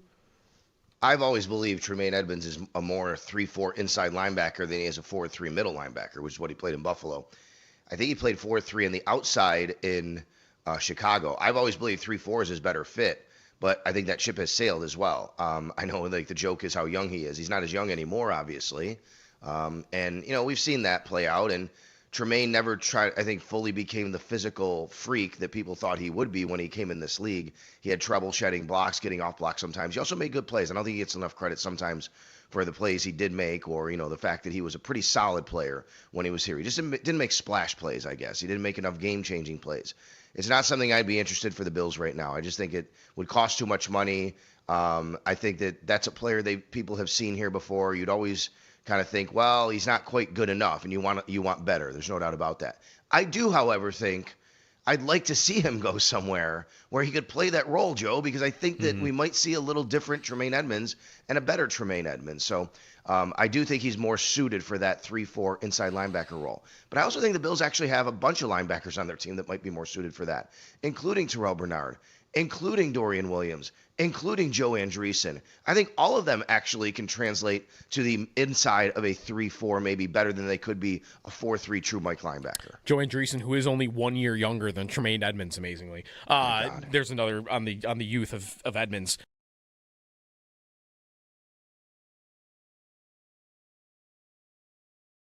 The defensive effort, Paul, I mean, this includes Luukkonen and his effort, but I don't know. It's when I watch, especially when Samuelson is out there, I feel like they are very good at shutting down other teams' top players. I mean, I saw when Samuelson was out there last night, they outshot New Jersey 20-5. So maybe that's a more point about him specifically. But how'd you feel about that part of the game? And then Luukkonen too. I mean, I was wondering if he would get that first start or if Lyon would. And I mean, he looked healthy, he looked strong, and looked like a guy I think we'll see again in one of the next two games. Once I heard in the morning skate that he was the starter and I thought about it, it made sense to me because Luukkonen beat New Jersey in New Jersey. If you recall, he went into that game 0-4-2 or 0-4-1 on the road. He hadn't won on the road yet. He had done very well at home. And that was his first road win, a 3-1 win. He played very well and actually started him on this streak he's on right now, which is 8-2-1. That was the first game of the streak. And then Lyon, if you recall, right before the break, walked into Florida and beat the Panthers. So right. It wouldn't surprise me at all because they were alternating before Luukkonen got hurt. So it wouldn't surprise me if Lindy Ruff goes back to the alternating goaltenders. And he probably thought, okay, I'll put Luukkonen against New Jersey and I'll put Lyon against Florida since they both got wins there fairly recently. Yeah. Do you feel like we go right back to there hasn't been a lot of times this year where all three goalies have been healthy, but when they are, Ellis kind of hangs out. Drop pass picked off by Tage Thompson. Peyton Krebs is with him. Krebs bouncing, puck scores! What a goal by Peyton Krebs! They team up once again, and the Sabres have taken a 2-0 lead with 9:24 to go here in New Jersey. Back like they never left, the Sabres defeat the Devils 2-1 and set the tone in their first game back from the Olympic break. Tage Thompson and Peyton Krebs were the goal scorers, and Ukko-Pekka Luukkonen only allowed the one goal on 28 shots. They begin their Florida trip tomorrow, taking on the Panthers. Puck drop set for 7 o'clock. The Rochester Americans fell short on the road to the Cleveland Monsters last night by a score of 4-2.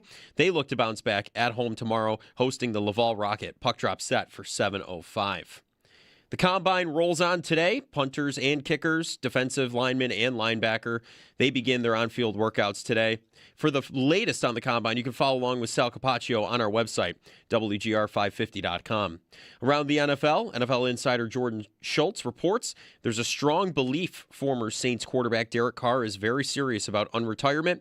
ESPN's Adam Schefter reports the Panthers have been getting calls about Andy Dalton for a potential trade. And the Chicago Tribune's Brad Biggs reports that the Bears have given linebacker Tremaine Edmonds permission to seek a trade. Those are your Paddock Chevrolet sports headlines. Paddock Chevrolet with you for the extra mile since 1935. I'm Joe Cali on Western New York's voice of the fans, WGR.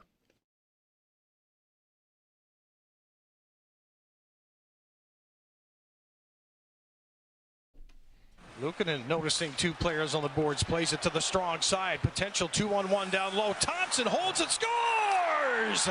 Tage Thompson from Milan to New Jersey has put the Sabres up 1-0 on the Devils with 11:50 to go in the second period. Welcome back, Tage.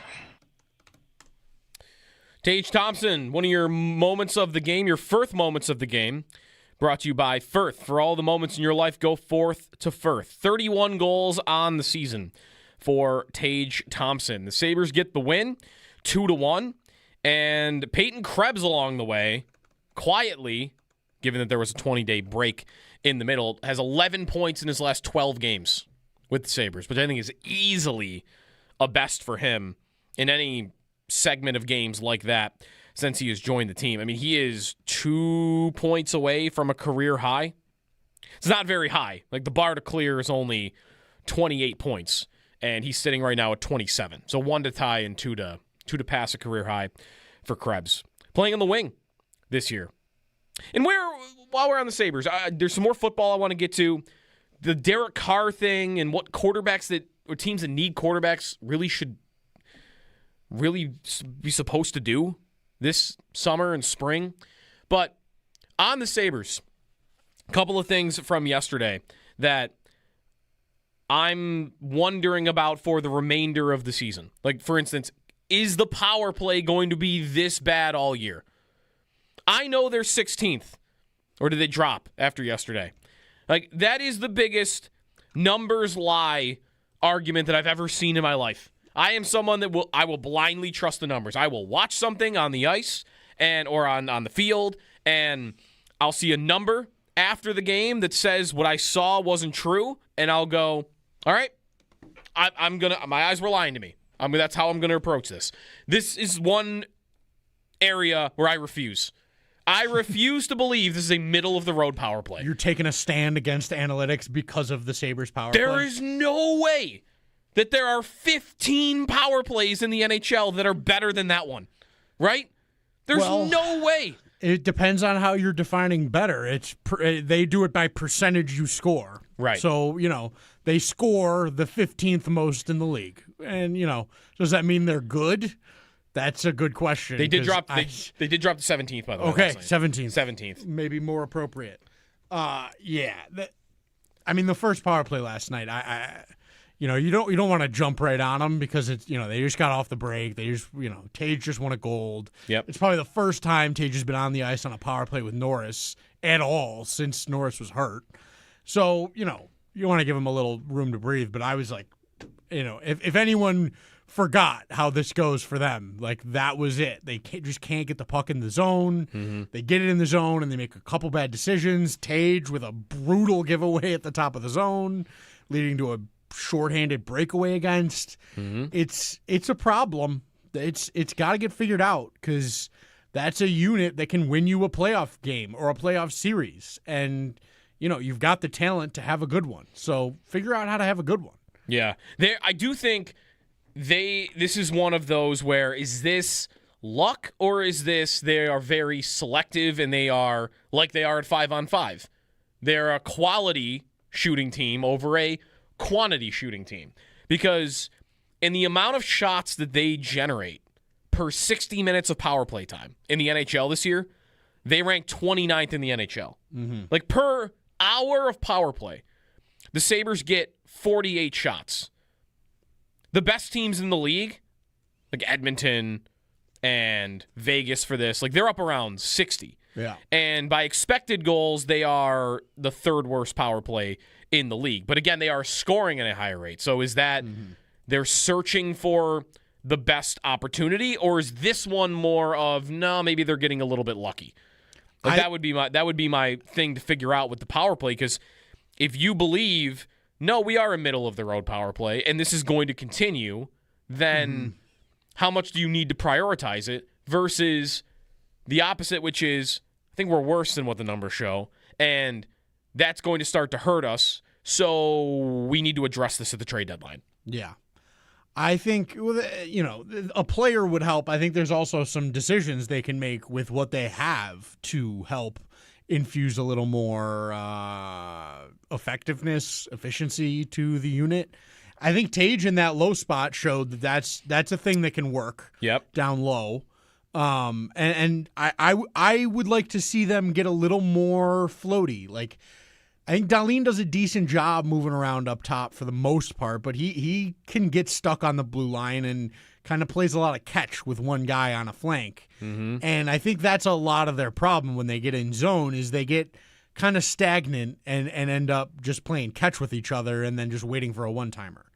It's not like that might work for my prep school team I coach, but it's not going to work out in the NHL. The Killers know what you're trying to do too well. They know how to, frame out the net so they can block the shot if it's going in a dangerous area. Mm-hmm. It's not effective. What we saw get effective was for USA was Jack and Tage alternating, and Tage would end up in the middle, in the bumper slot, and then he'd roll up top to the flanker where Jack was, and then roll down to his spot on the goal line.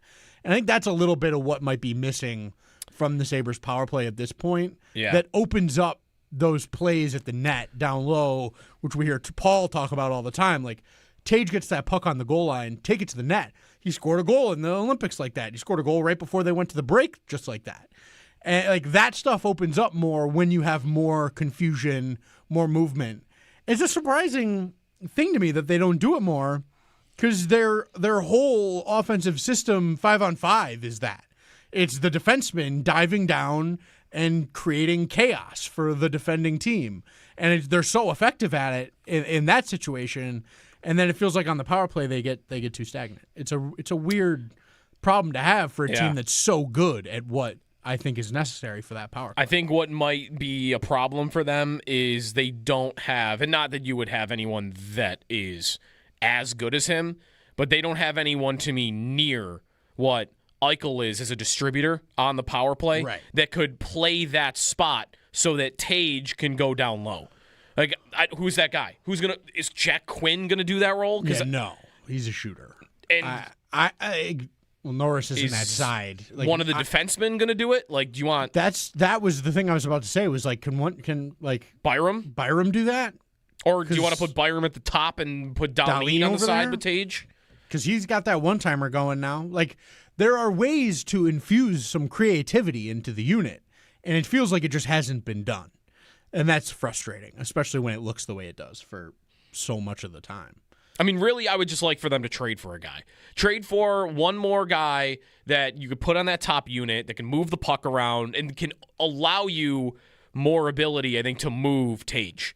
Like, anywhere. Like, he doesn't have to play in that left flank spot every time. You can move him down low. You could put him in the high slot. Like, you can. Right. But I feel like you are not as able to do that when I don't hear a good idea for someone to then fill in for where he plays.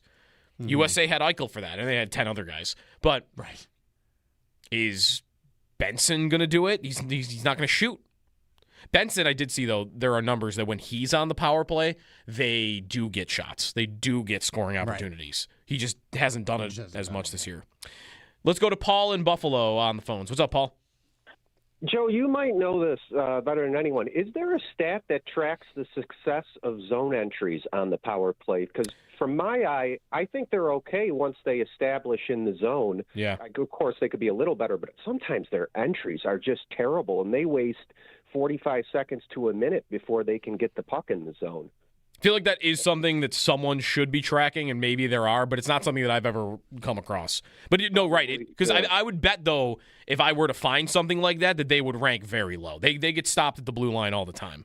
Yeah, I agree with that. It's probably an internal metric that Teams has that's proprietary. And I'd like to also point out, I really like the McLeod, Zucker, and Quinn line. McLeod and Zucker work really well together, and Jack Quinn has found ways to get himself in front of the net and get some shots on net, create a little offensive chaos. And I also want to point out, Matthias Samuelsson dropped Timo Meier in front of our net last night, and Timo Meier is a thick dude. That is not some 90-pound weakling, and Sammy just sent him flying. It is great to watch the return of Matthias Samuelsson, maybe the biggest difference maker this year for us, because he was so bad for a couple of years, and now he is so good. It is really unbelievable to see. Great show, guys. Have a good day. Thanks, Paul, for the call. On Samuelsson, that moment, he threw Timo Meier almost into Luukkonen, by the way. Almost a little too much into Luukkonen, but it's because he sent him flying. I had the thought about Samuelsson last night.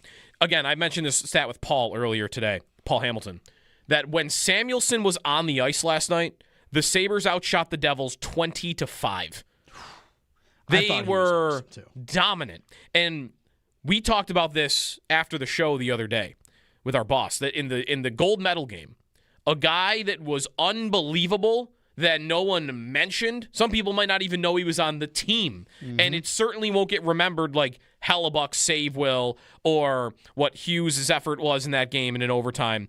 Jacob Slavin of the Hurricanes was unbelievable at shutting down a bunch of the Canadian top guys in that gold medal game. But his game is so quiet that you never notice him. Yeah. And watching Samuelsson last night, Samuelsson is standing out more because he is throwing people around. Mm-hmm. But shutting plays down, like that guy's slaving. Yeah. Like right now, the way he's played this year, he's slaving. Yeah. And again, like that's a player that I don't think gets enough appreciation in the league as one of like the best defensemen in hockey. There's a couple guys in the league, Jonas Brodin is a little bit of this, like that are truly elite players that you that you really can't understand how special they are if you didn't play or don't understand the game at a really high level, because they're so good that it never looks like they're doing anything. And that's Slavin. And Samuelson's a little different, like you said, the physicality. But just nothing happens bad when Samuelson's on the ice right now. There were like 3 plays last night that he made where he, like the Meier one, I know exactly the play that Paul's talking about. Mm-hmm. There was one that he, like, with one arm gave Nico Hischier a forearm shiver that sent him like 5 feet away from him. And it was just like, that looked so easy. And like Hischier's going in to battle him, and he just like stick his arm out like he was a bully bullying a kid with his hand on his forehead. It just looked so easy for him. And that's a beautiful thing when you can be a guy that the game looks that easy for you and you're that dominant when you're out there. That is awesome. There's a couple of guys. I think Power's a little bit of that. You said you wanted to talk about Power earlier. He had a bad play last night, but end of the game I didn't like. But I loved him for the first 2.5 periods. There was a couple of times he skated the puck out of his own end yesterday. Yeah, he had it behind the net and was just like, I'm just gonna skate this all the way to the blue line, and nobody's gonna do anything about it. And he just does. And he's gone, and he's just floating up the ice. It looks easy, no problems. And I'm just going to dump it in, and we go forecheck. We get the puck back, and now we're on a low cycle, and we're in the zone.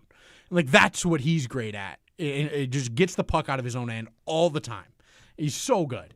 And I just – their defensive play, you said it in that first segment, it is a real superpower for them. It's a real superpower. 803-0550 is the phone number. On the Sabres, the deadline is 8 days away, and we also have the Combine rolling on. You're going to get some workouts today with linebackers, defensive linemen, and whatnot. Talk some more about the quarterbacks, but on the Sabres, if you got a phone call, feel free to get in on it. It's Jeremy and Joe here on WGR.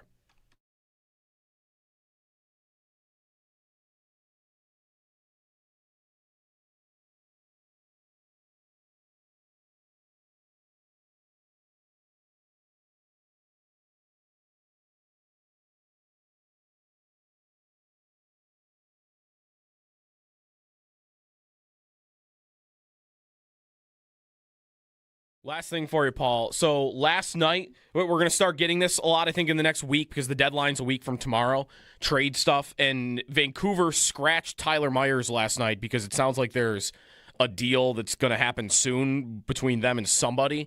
Is that an idea that interests you at all, like him coming here and I would assume being like a third-pair guy at this stage in his career? Yeah, definitely would. He or Justin Falk would interest me. They both have 1 year left on their contracts. for approximately $6 million. But and Myers has a full no trade, and he's from the West. He played in Buffalo, and then he's played in the West ever since then, since he left Buffalo and was traded to Winnipeg. So, and I read Dave Pagnotta said he's kind of balking at being traded. He wants to stay in Vancouver, but maybe he's warmed up to the idea if they pulled him out of the lineup, and which they did last night. And so we'll see. I definitely would be in on that because I'm looking for a defenseman, if I'm Jarmo Kekalainen, that can take some of the minutes away from the top four, not replace them, but from a third pair position, take more minutes than Kesselring or Metza or Bryson are getting. I think 23, 24, 25 minutes on a nightly basis for those four is way too much. I thought it started catching up to them before the break, and the schedule doesn't get any easier. So those two defensemen might be the only two that are, quote, available that I think could maybe come in and helps with some of those minutes and help alleviate that. That's the type of defenseman I'd be looking for.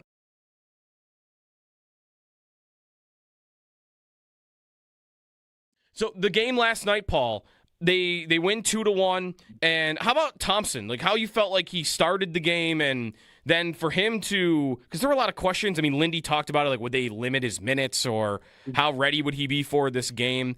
And I don't know how you felt about him shift by shift, but obviously both goals he has a huge hand in. Yeah, he thought he was a little rusty to start since he hadn't been on the ice for a bit, and he went through everything that he went through. And yeah, he and I kind of thought when I was talking to Bulldog on the pregame, I kind of felt this game would be an adrenaline game for him, and I think it was. Once he got going, he looked like Tage Thompson. Looked really good, and yeah, it didn't look like they were limiting his minutes at all. I mean, he was regular shift. He was out there. He was ready to go. He played really well. Where I would worry about it if I were Lindy Ruff is, all right, you got him through the first game. You have 3 and 4 days. There's going to be a practice day and then back-to-back. Right. I think I'd be more worried about the back-to-back than I was the first game coming back. So, we'll see if it was adrenaline or if he just is pretty good and in good shape. And, I'm almost wondering if they'll have him practice today or if they'll just give him the day off and let him get there and start the game tomorrow.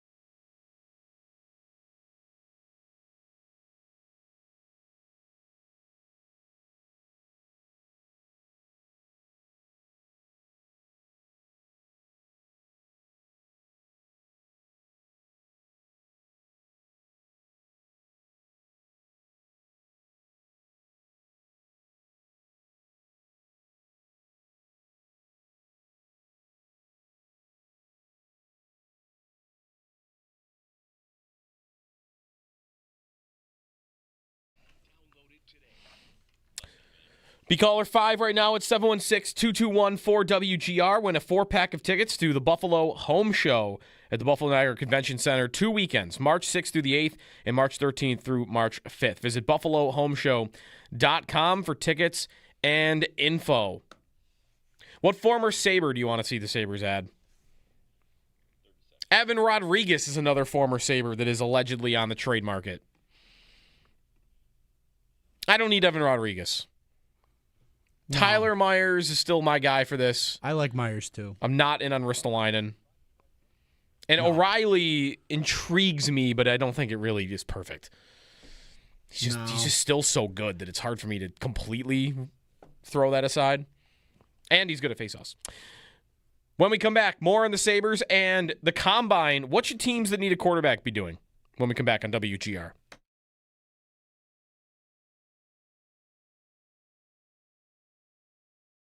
Before we get to some Combine stuff, Sal, there was a report yesterday that the Bears could be looking to trade or even have given permission for Tremaine Edmonds to be traded. And just from the connection here and thinking about like the type of player he is, did he spark any thoughts for you on like what could that mean anything here? Too expensive a player? Is it a non-starter for you? Because doesn't he kind of fit the defense that they're switching to?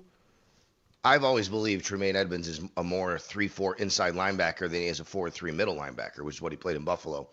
I think he played 4-3 on the outside in Chicago. I've always believed 3-4 is his better fit, but I think that ship has sailed as well. I know like the joke is how young he is. He's not as young anymore, obviously.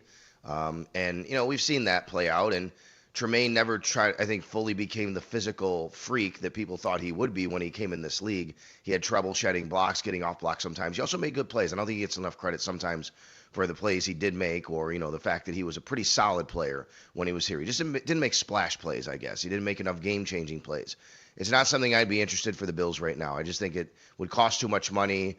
I think that's a player people have seen here before. You'd always kind of think, well, he's not quite good enough, and you want better. There's no doubt about that. I do, however, think I'd like to see him go somewhere where he could play that role, Joe, because I think that we might see a little different Tremaine Edmonds and a better Tremaine Edmonds. So I do think he's more suited for that 3-4 inside linebacker role. But I also think the Bills actually have a bunch of linebackers on their team that might be more suited for that, including Terrell Bernard, including Dorian Williams, including Joe Andreessen. I think all of them actually can translate to the inside of a 3-4, maybe better than they could be a 4-3 true Mike linebacker. Joe Andreessen, who is only 1 year younger than Tremaine Edmonds, amazingly.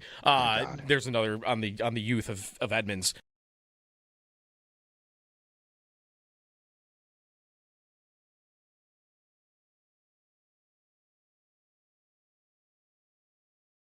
The defensive effort, Paul, I mean, this includes Luukkonen and his effort, but I don't know. It's when I watch, especially when Samuelson is out there, I feel like they are very good at shutting down other teams' top players. I mean, I saw when Samuelson was out there last night, they outshot New Jersey 20-5. So maybe that's a point about him specifically, but how'd you feel about that part of the game? And then Luukkonen too. I mean, I was wondering if he would get that first start or if Lyon would, and I mean, he looked healthy, he looked strong, and looked like a guy I think we'll see again in one of the next two games.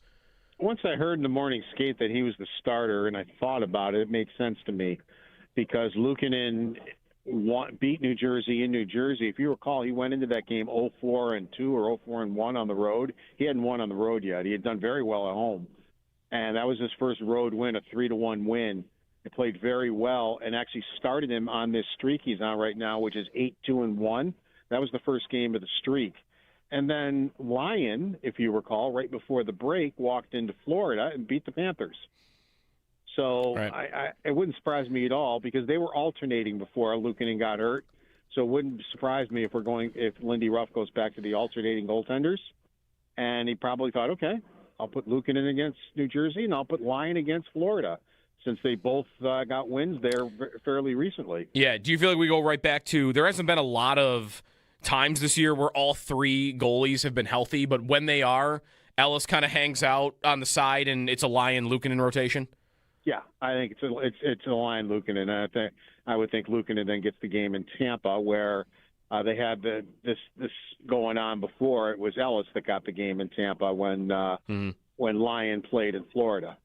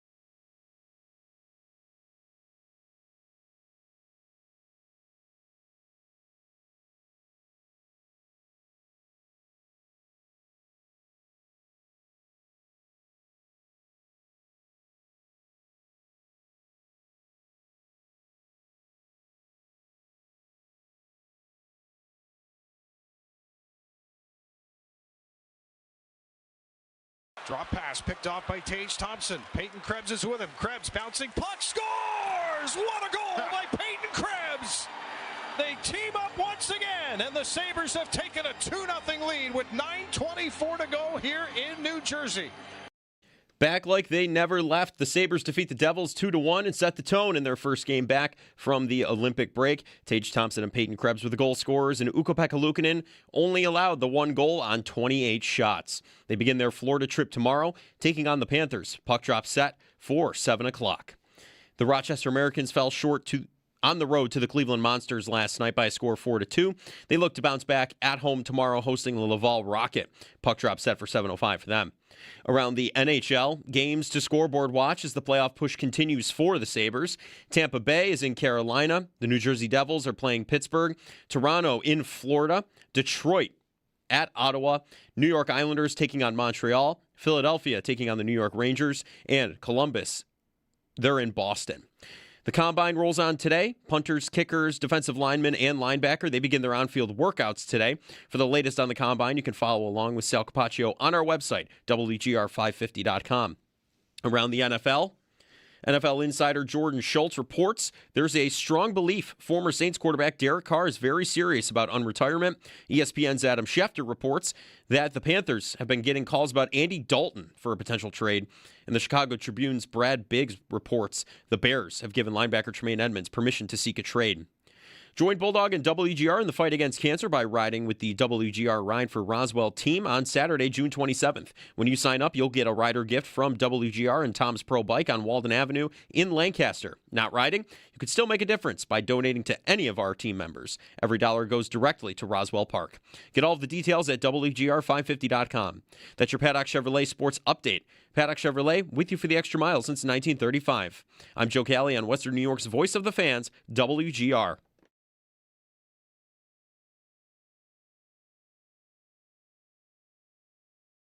Yeah, I mean, when Pete told me that we were going to do a little celebration before the game, you know, I was laying in bed before my nap, and I was thinking about, obviously, the Tage thing. And it's just like, it'll never be about one person, and it's always about the team and that group of guys. And, you know, to share that moment with Tage, I hope that when he has his first game in Buffalo, they do something for him, and I hope he's playing one of his American teammates, and he can do the same thing. So it's all about, I said it, it's all about the USA Hockey Brotherhood and a team, and that's what we are. We're just such a team.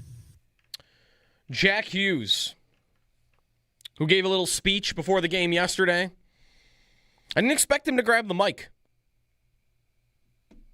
He did fine, I thought. Short and sweet. Brought Tage out to center ice. He mentions there, will the Sabres do something similar? Will Tage do something similar if there's American teammates on the other side? There are, and they are Jack Eichel and Noah Hannafin. I have no idea what they'll do for it. I'm very curious. I don't think it's that big a deal. I think here's what I'll say about that. Next Tuesday, first home game. You might get another one on the road, by the way, right? Florida. Does Florida play tonight? Oh, and you would know. You have the whole schedules of who we should be rooting for tonight. Florida plays tonight. They are playing at home. It's it's got to be at home, I would think. Okay. Let me make sure. I can check my tweet right now. I got it right now. Yeah, they host Toronto. Yeah, Toronto. Okay. That's right. So we get them on the second half of their back-to-back tomorrow night. I was wondering if tomorrow was their first home game, would Tage be involved in another ceremony? But he wouldn't, because they'll do that tonight for Matthew Tkachuk. And he'll maybe do something similar with Austin Matthews, who is on the other side of things. Who, by the way, I don't think there's a single guy, and this shouldn't be stunning because it's Toronto and they're having a very bad year for their own standards. There's no team and fan base and media that I think is coming after their own guy more than Toronto is for Austin Matthews. It also is in Canada there. We're in the U.S. U.S. won gold. That obviously would contribute to it as well. But I got articles about how Matthew should give up the captaincy for not showing up back to work for 3 days and going to party and going to D.C. We're not doing that here. Hughes and Tage got questions yesterday about why they're getting criticism for political reasons when they stepped into politics. So you should have known that was going to happen. That's about it, though. No one's going much further than that on either one of them. Matthews is getting I don't know if it's everybody in Toronto. It's probably not everybody. It's probably a loud minority of people. But his ovation won't be the same when he goes back to Toronto and they introduce him as the gold medal winner. I mean, you knew it was going to be bad when they posted our captain afterwards, congratulating him on the U.S. gold on their replies. Their Twitter. Yeah, the reply section was a war zone. It was not great. Yeah. Winnipeg was funny about Hellebuck, during the games and whatnot. I'm not sure if Toronto was. But anyways, okay, so we won't get Tage in another ceremony on the road. We will get one at home next Tuesday, and I think the only way it becomes a big deal at all, under any circumstance, is if they don't involve Eichel. That's it. It's not much to involve him and Noah Hannafin on top of it. I just think if you don't, then what's everybody going to think? And you could not care what everybody thinks, but what's everybody going to think? That you're being a child again, and you're being petty again, and you just don't want to celebrate him at all. You want to just celebrate Tage, and that's it, and not Team USA overall. I don't know what they're going to do. I can't imagine, though, that they, in some purposeful way, make it clear, no, we purposely didn't involve Eichel in this because we don't like him. It'd be so easy. Bring him out, quick ovation, you go back, and then everybody can boo him during the game. Super simple. Go beat Vegas. Vegas, by the way, before we get to a phone call here, Vegas is the one team that they didn't play anybody last night. They benched, Eichel didn't play. I know for a fact Eichel and Noah Hannafin, were not even with the team because I watched them on SportsCenter 40 minutes ago. They were in studio with Scott Van Pelt. And where is Scott Van Pelt? Is he in L.A.? Maybe, I don't know where the Golden Knights were playing. But Marner didn't play. Eichel didn't play. Mark Stone didn't play. Shea Theodore didn't play. Noah Hannafin didn't play. Nobody that's on USA and Canada. Vegas is a good team, by the way, when they had 5 guys in the gold medal game. They were the one team that's no, we're good. You guys all take a day off. They're in a comfortable playoff spot, too, though. Let's go back to the phones. 803-0550. It's Jeremy and Joe. We talk Sabres, the power play, trade deadline targets. We've talked Olympic stuff today. Mark in Nashville might want to get on that. What's up, Mark? Hey, how's it going? Good morning. I just want to say I was the head ice tech and lead instructor where Jared Allen practices in Nashville. 4 years, if you just start curling, there is not a chance you are getting anywhere near the Olympics. It is way harder that wasn't the question. The question wouldn't be could I qualify? It would be if I'm there, would I embarrass myself? And I guess you sound like you would still think yes. I thought I heard the question is could you make the Olympics? No. In 4 years, you won't embarrass yourself at all. It would be more like you get to go in 4 years. You get 4 years to get better at this thing. Yeah, you would still. I mean, you wouldn't embarrass yourself to the average human, but you wouldn't be in remotely the same league. It's crazy. It's a super fun sport. Yeah. And I hope you have a good time again. And there's a great curling Buffalo, and go there and get into the leagues and have a blast, and it's great. But, yeah, it is super fun. It's really easy to do. It's exceptionally hard to do well. Sure. So, good stuff. Love listening to the show. Yeah, thanks, Mark. That is the place we're going. Yeah, I think almost what you're saying, too, is maybe to the fans, you wouldn't embarrass yourself, but to all your peers that are around you, you're going to look like a joke. You just be like, yeah, you're not there. Yeah, okay. All right, thanks, Mark, for the call. There you go. Yep, absolutely. See ya. If you missed it earlier, this is stemming from 4 years unlimited resources. Could you hold your own in Olympic curling? Someone that is really serious about curling right now wants to climb through the radio and pull the hood over my head right now and just rain rights upon me. For sure. I mean, the balance of it, the last time I did it, it seemed like it wasn't that hard to do on a very elementary level. Yeah, what's the Jared Allen thing? Jared Allen started competitively curling after he retired from the NFL? NFL Hall of Famer? Yeah. Jared Allen? Yeah, he received a special exemption to compete in the Grand Slam of curling. Wow. Okay, there you go. Like, listen, I'm not going to pretend to know what Jared Allen was doing on his off days while he played football. I can't imagine he was spending a ton of time curling during his NFL career. Seems unlikely, yeah. Seems unlikely. I don't know how he did at the Grand Slam of curling. Yeah, what do you did he get destroyed, or do you think he did all right? Held his own. I'll find out. He could be our golden goose here. Our champion here. He's the proof in the pudding. Yeah, you could do it. Although he was an elite athlete. So that's a big difference too. All right, back to the phones on the Sabres, or on this if you want. Mark in Tonawanda. What's up, Mark? Hey, thanks for having me on, Joe. Yeah, you know what? You absolutely have to acknowledge and give credit where it's due. Jack Eichel, Tage Thompson, and Noah Hannafin absolutely should be applauded and cheered on. But then you know what? Once that puck's dropped, you go right back to booing Eichel every time he possesses the puck because he did not want to be here. And if he wanted to, he'd still be here. In Buffalo, you don't have to do much to be liked here. You have to say you like blue cheese over ranch, and you got to hit people on the ice, and people will worship you. Look at like a guy like Patrick Coletta was a brutal hockey player, but he hit. And people love the guy. To this day, everyone loves Patrick Coletta.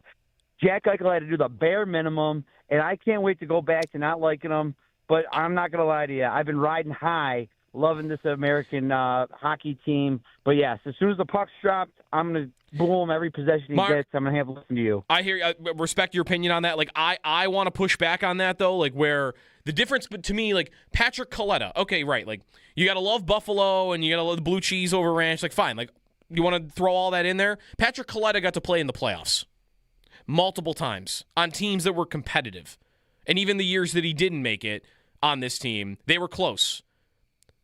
Eichel, it wasn't just about wanting to be here and wanting to play with this crest and in this city. He signed up to play in this city for 8 years, so he must have been comfortable enough with it at some point.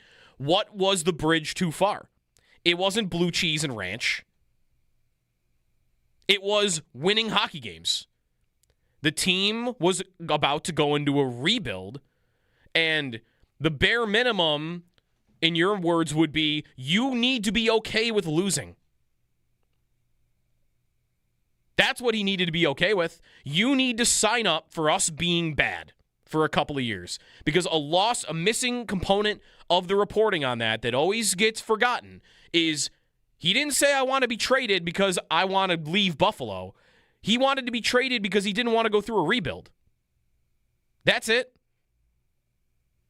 He didn't want to lose hockey games anymore. That's it. I think that was the total of it. And they didn't appreciate that he didn't want to go through that journey with them. And to be fair, like, he was right. They're just now getting out of it.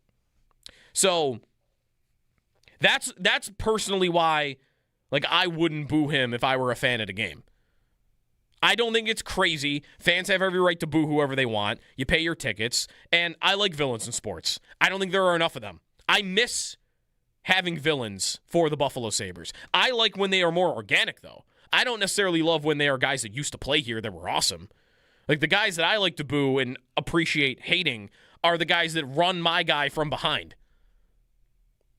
When Mike Richards destroyed Tim Connolly's face with a hit from behind. When Chris Neal elbowed Chris Drury in the head.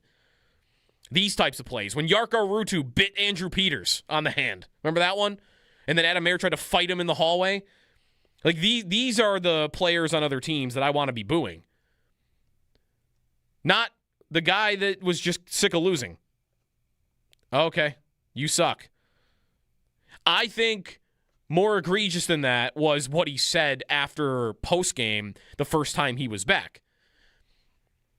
But to me, that wasn't a serious enough thing for me to, like, go full-on boo. That to me is the place where it becomes like, all right, yes, I'm done with you. I'm annoyed with you. That was the worst moment for me. Because I don't the trade, everything you just said, great. I completely agree, and I think it's all valid, and everybody can feel how they want to feel about it. But coming back and saying something like that to disparage the fan base and the place and what it all, the Sabres, what we all are here to talk about and love, like to come back and disrespect. I'll go with disrespect. That is where I like. All right, I'm done. I don't like you anymore. Mm-hmm. I loved the player. I respect what he does. I think he's a great player. I appreciated what he did here. I was okay with how everything went at the end, even. That is when I all right, dude, take a hike. Mm-hmm. I'll boo you. I'm mad at you because you think we're not, you think we don't care. You think we're not hockey fans here. I'll show you I'm a hockey fan. Here you go. Eat this. Mm-hmm. And I think that is 100% valid and I think appropriate. I think everybody that feels that way is fine to feel that way, and I'm not going to get mad at anybody, and I know you're not either. But I am firmly in that group of like, you came here and you said we're not a hockey town. We're a hockey town, and we'll show you. Yeah, that was like, not to rehash this too much, because it is years ago now, but what I remember thinking about that was he shouldn't have said it. He got emotional, and he should have stopped before he said it, because it was wrong and it was dumb. And I think he got that way because he took offense. I don't know that he necessarily did think this way. I'm putting myself in his shoes. Mm-hmm. If I were him and I was in his situation and I had just fought for medical rights with the organization who were doing it to be petty because they were mad that I didn't want to sit through a rebuild, and then I fight with them for 6 months about it. They don't let me play. They don't let me get healthy and get my surgery. Then I get traded, and all along, like, I never had a problem with you. I never had a problem with the fans. And then I come back and you boo me like that when you hate the organization as much as I do? You hate the ownership group and the management team, the way that it's been going, as much as I do? I thought you would empathize with that. Yeah. But I think that is where you got to understand how sports work. Right. You can think all that, and like that's kind of where my mind would go, but I think I would want to believe that in the moment I would sit down and go, well, okay, wait, it's sports. Right. It's sports. I was a great player. We didn't win. I came back. What's going to happen? They're going to boo me. I should expect that they're going to boo me. Not only did and he did not do that. He never got to a place, I think, where he expected that it was going to be like that. No, and he should have. And that's, right. That's a problem. And if it was just an emotional reaction to it, then, okay, I'm still annoyed. I don't care why you did it. I care about what you said and what you did. Yeah. I don't care how you got there or what led you there or any of it. I care what you did. And you tried to make a fool of us. And That's right. I'm not standing for that. I do think has enough time passed without the gold medal that, I mean, I don't think so. I think without the gold medal, you show up Tuesday, it's still, you're getting booed, and it's a bad reaction. And again, I think that could still happen during the game. With the gold medal, I think that really hits the fast forward button on like where we've been with a lot of these guys. Hasek got booed when he came back multiple times. He really wanted out. Right. Like that was in a whole nother level. The Sabres were good when he wanted out. He wanted out after a playoff series. I think in the second round. Yeah. You maybe could understand that one too. Drury and Briere leaving. Drury more so than Briere because of the way the contract stuff went down. But like they got booed when they came back. Eventually, how are they looked back on? How do you look back on them? Hasek, everyone loves him again. Yeah. He came back, got his number retired. They made a movie about him. Everyone loved it. And Briere is beloved again. I don't think Drury fully is because he never talks about them and never shows up to anything. And I think maybe eventually Eichel would never become beloved because he didn't win like those guys That's did. what I was going to say, is that those guys were on good teams. But the hate would dissipate a bit. Sure. And now I think because he won the gold medal, and maybe we'll get this moment before the game, that it'll hit the fast forward button on that. I don't know. I feel like even in my circles, though, it already has kind of started. Like even pre-gold medal, it's like I don't know if we're gonna sit there and boo them the entire time. Again, everyone's free to do whatever they want to do. I'm not trying to tell anybody what to do. But enough time has gone by now. You got to think, like, in my opinion, that big win streak they went on, that was in 2018. That's almost 10 years ago now. We're like 8 years removed from that. Like a decade has nearly gone by since all of this has happened, right? So I don't know. I feel like it eventually wears off. But you're right. I don't think he ever got in the mindset to be the villain here, where like even Diggs, I know it's a very different situation, but first time back here this year, and he was riling up the boos, waving his arms, like getting people to come at him out there. You know what I mean? So yeah. Well, based on like Owen, where I think you were heading, like, would you say you think it's more likely that Diggs' approval rating with Buffalo sports fans will get back to above 50 before Eichel's ever would? 100%. All right. 100%. Diggs because the team was good while he was good. I think it's two things. I think the team was good when he was here and he was a big part of it, and he didn't come back and trash us. No, he's been very complimentary. He's been very complimentary. I look back on those days fondly. Jack came back and he said like 3 weeks ago, I hope one day we can all hug it out. Right. So, and you're not getting that from Jack. You're getting, you guys didn't cheer when I played here. So yeah, I've never heard this play so loud. That is, I don't know that he will ever get to a place that you're talking about, Briere or Drury or any of these guys. Well, let me ask, how rare is that? Who in the organization's history do people still look back on and you've never forgiven them? Is there one? Slava Kozlov, maybe. Like, but that's a deep pull. Like, right? Is there like LaFontaine is not that? No, but because those guys were like everybody else was here at some point and it was good, and they didn't leave on bad terms and then come back and trash the place. It ended badly, and then he came back and made it worse. And he was never good when he was here. So nobody's got anything good to look back on other than him scoring a goal against the Washington Capitals from the goal line. Like you can't. There's nothing. It's the desert of pain for us, and he ultimately, I think, represents the pinnacle of it. Of we did it, we were horrible, and we got a great guy, and then he hated it, and then he left, and then he came back and said we suck. You're never getting back to a good place with him. I might sound like I hate the guy. I don't really care. I have nothing for Jack Eichel anymore. But I think that the people that hate him now will hate him forever. I don't think they're ever going to not hate him. All right. I like the desert of pain as a word for the drought. That's just it. And I think he's the peak of that, isn't he? Well, he's the face of it. I mean, He's not. I will always fight against that he's the reason for it. No, that's not what I'm saying. But no, he represents the whole thing. That is only his fault to me, though, because he was he was the best player while all of it was happening. It's not because he did anything wrong until he left. I've said repeatedly that I believe Rasmus Ristolainen is more at fault for the playoff drought than any other single player. Yeah. Because he was the only guy. He's played the most minutes. Right. No one has been on the ice for them more in the last 14 years than that guy. And he was not good. But he wasn't the best player. No. So he wasn't the face of it. He wasn't the captain. Eichel was. And also his departure wasn't as ugly. But part of why his departure wasn't as ugly is because he wasn't as good. You're right. But that's it. That doesn't change how anybody feels about any of it. I know.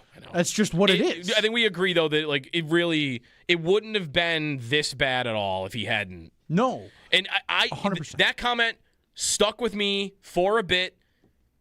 I kind of got over it. But you're right. Like, I'll never get over that. Yeah, you're not. I think a lot of people are with you. A lot of people are with you. You played here for a long time, and you came back, and you smeared us. You don't get to do that. I'm not forgiving you. How do we feel about O'Reilly? Is he in the same? Like, no, I lost my love for hockey here. That's different. That was he's not. I couldn't get to a good place here, not because of you. Because of the situation. It was that's the line. I didn't like the team. Mm-hmm. Jack was, I don't like you. Yeah. I don't like you out there. Like, you are a problem.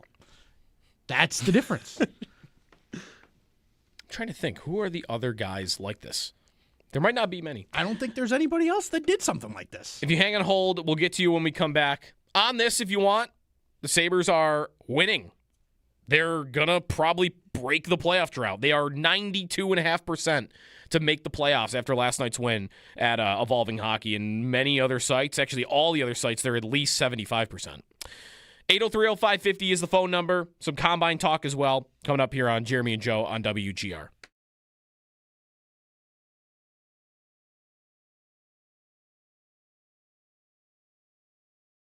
Before we get to some Combine stuff, Sal, there was a report yesterday that the Bears could be looking to trade or even have given permission for Tremaine Edmonds to be traded. And just from the connection here and thinking about like the type of player in this league, he had trouble shedding blocks, getting off blocks sometimes. He also made good plays. I don't think he gets enough credit sometimes for the plays he did make, or the fact that he was a pretty solid player when he was here. He just didn't make splash plays, I guess. He didn't make enough game-changing plays. It's not something I'd be interested for the Bills right now. I just think it would cost too much money. I think that's a player people have seen here before. You'd always kind of think, well, he's not quite good enough, and you want better. There's no doubt about that. I do, however, think I'd like to see him go somewhere where he could play that role, Joe, because I think that we might see a little different Tremaine Edmonds and a better Tremaine Edmonds. So I do think he's more suited for that 3-4 inside linebacker role. But I also think the Bills actually have a bunch of linebackers on their team that might be more suited for that, including Terrell Bernard, including Dorian Williams, including Joe Andreessen. I think all of them actually can translate to the inside of a 3-4, maybe better than they could be a 4-3 true Mike linebacker. Joe Andreessen, who is only 1 year younger than Tremaine Edmonds, amazingly. There's another on the youth of Edmonds.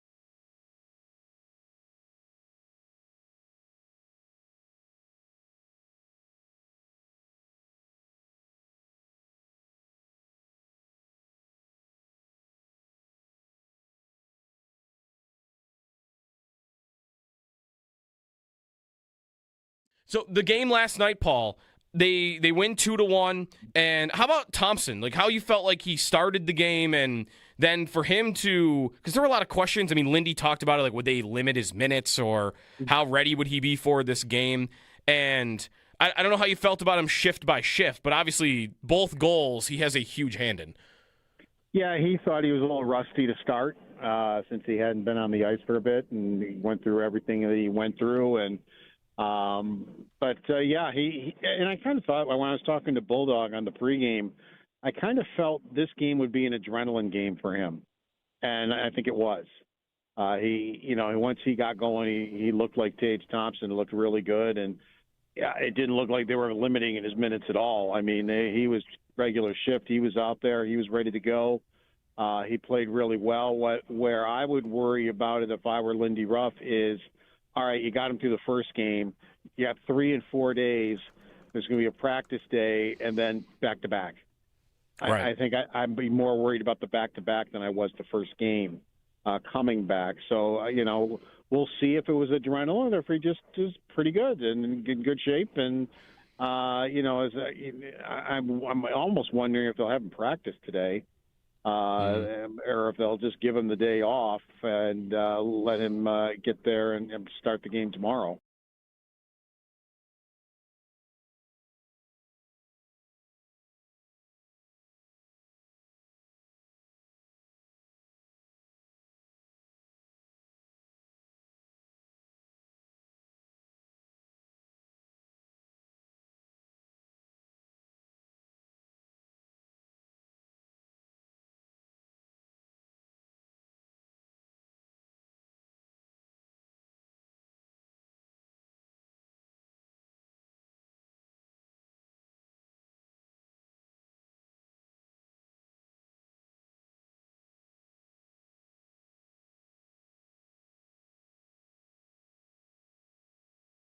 Drop pass picked off by Tage Thompson. Peyton Krebs is with him. Krebs bouncing. Puck scores! What a goal by Peyton Krebs! They team up once again, and the Sabres have taken a 2-0 lead with 9:24 to go here in New Jersey. Back like they never left, the Sabres defeat the Devils 2-1, set the tone in their first game back from the Olympic break. Tage Thompson and Peyton Krebs were the goal scorers, and Ukko-Pekka Luukkonen allowed the one goal on 28 shots. They begin their Florida trip tomorrow, taking on the Panthers. Puck drop set for 7 o'clock.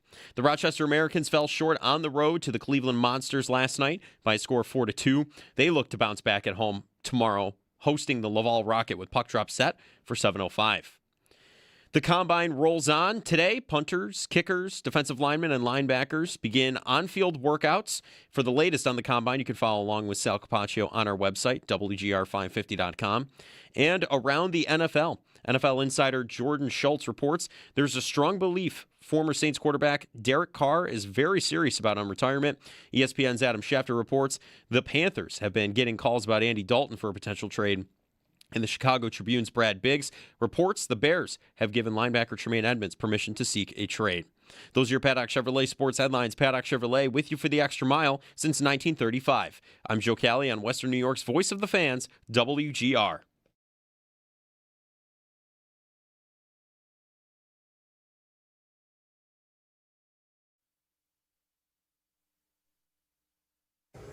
I've never really tried to get focused. If I shop at Neiman Marcus or Nordstrom or something, I've gotten to the point now in my life where if I want something, I can usually buy it. I don't, I'm sure Richard Miller and Elliott and Matt Groh will work and do everything that they can to help us sign the players with certain exceptions. I haven't even gotten that far. Mike Vrabel, they're totally trading for A.J. Brown, right? All right. I haven't gotten that far yet. Come on. You know what you're doing. Hasn't he already talked about A.J. Brown on a podcast? I know Brown did about him. Yeah, maybe the other way around, yeah. I thought they did or implied it. Yeah, we gotta watch New England. Keep an eye on what they're doing this offseason as well. They got a lot of money. 803-0550 is the phone number. The Combine rolling on this week. Coaches and GMs have spoken. We're into the players now. The wide receivers and the quarterbacks, I believe, speak tomorrow. Then we'll start finding out who met with the Bills. I think receiver meetings happened yesterday at the Combine with teams. So tomorrow we should find out who met with who. 803-0550 is the phone number. We kind of got onto Eichel a bit in the last segment. He'll be back on Tuesday. Tage Thompson, a part of the ceremony that the Devils put together yesterday. He took the ceremonial face-off against Jack Hughes. Hughes brought him out to center ice and made the Sabres do something similar Tuesday against Vegas. Just a little bit awkward because the team you happen to be playing is the team with that guy on it. 803-0550 is the phone number. Also, I got a Lindy Ruff stat to get to in a moment here. Jeff in Hamburg. What's up, Jeff? Hey, guys.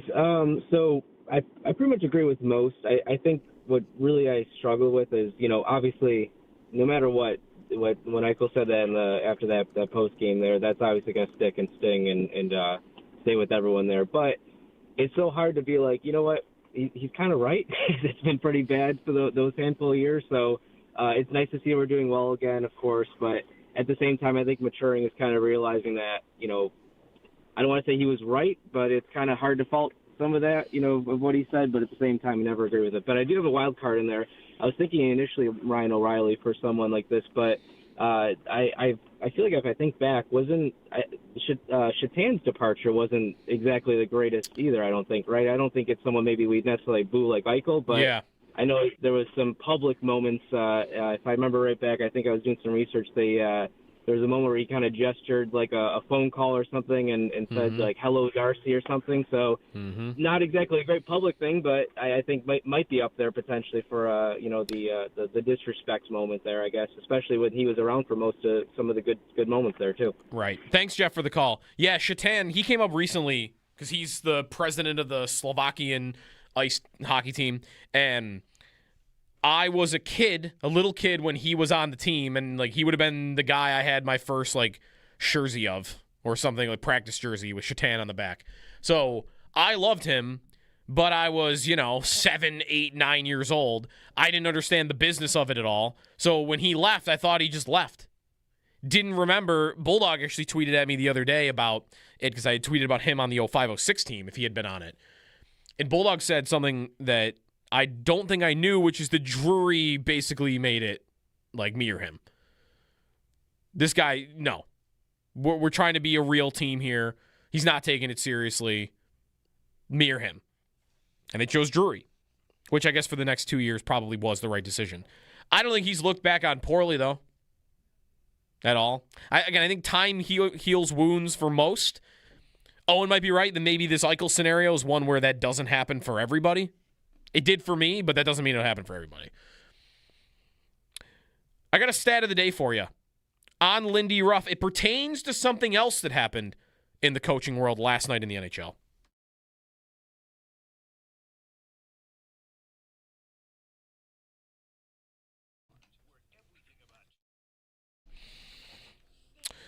So last night in Anaheim, the Ducks came back, beat the Edmonton Oilers. Joel Quenneville became the second coach in NHL history to reach 1,000 wins.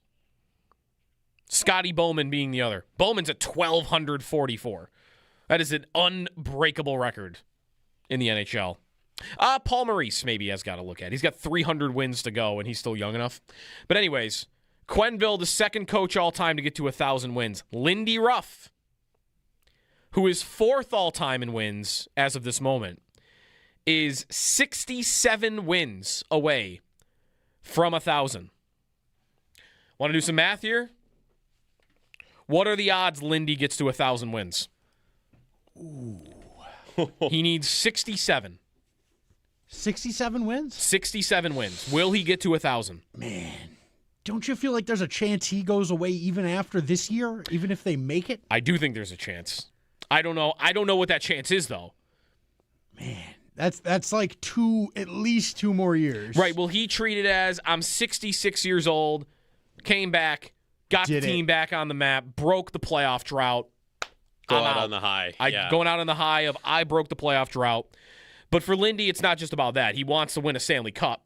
Yeah. So maybe it depends how close they get. What if they win 2 rounds? Then that's a great question. I think if he win, do playoff wins count for this? No. Ooh. If playoff wins counted, man, that would have been nice. Then he would already be at 1,000. Yeah. There are 4 coaches in NHL history with 1,000 wins if you include playoffs. So Maurice and Ruff would already be on that list. Yep. This is just regular season. Yeah, right. Like you get to game 5 or 6 of the conference finals, and you're you think, if I come back, let me try one more time? Right. Now, it could be more than that. Maybe he thinks he's going to coach for 3 more years. I don't know. There have only been 3 coaches in NHL history that I could find that coached beyond the age of 67. Mm-hmm. I'm not counting Al Arbor for this. I found him. He coached 1 game at 75 years old, right, just so he could get to 1,500. Jacques Martin, Rick Bowness, Scotty Bowman, and Bruce Boudreau are the only coaches ever that have gone beyond the age of 67. Ruff is 66. The reason I'm picking 67, going beyond that, doesn't he need to coach past next year to get to 1,000? Or do you think he could get there?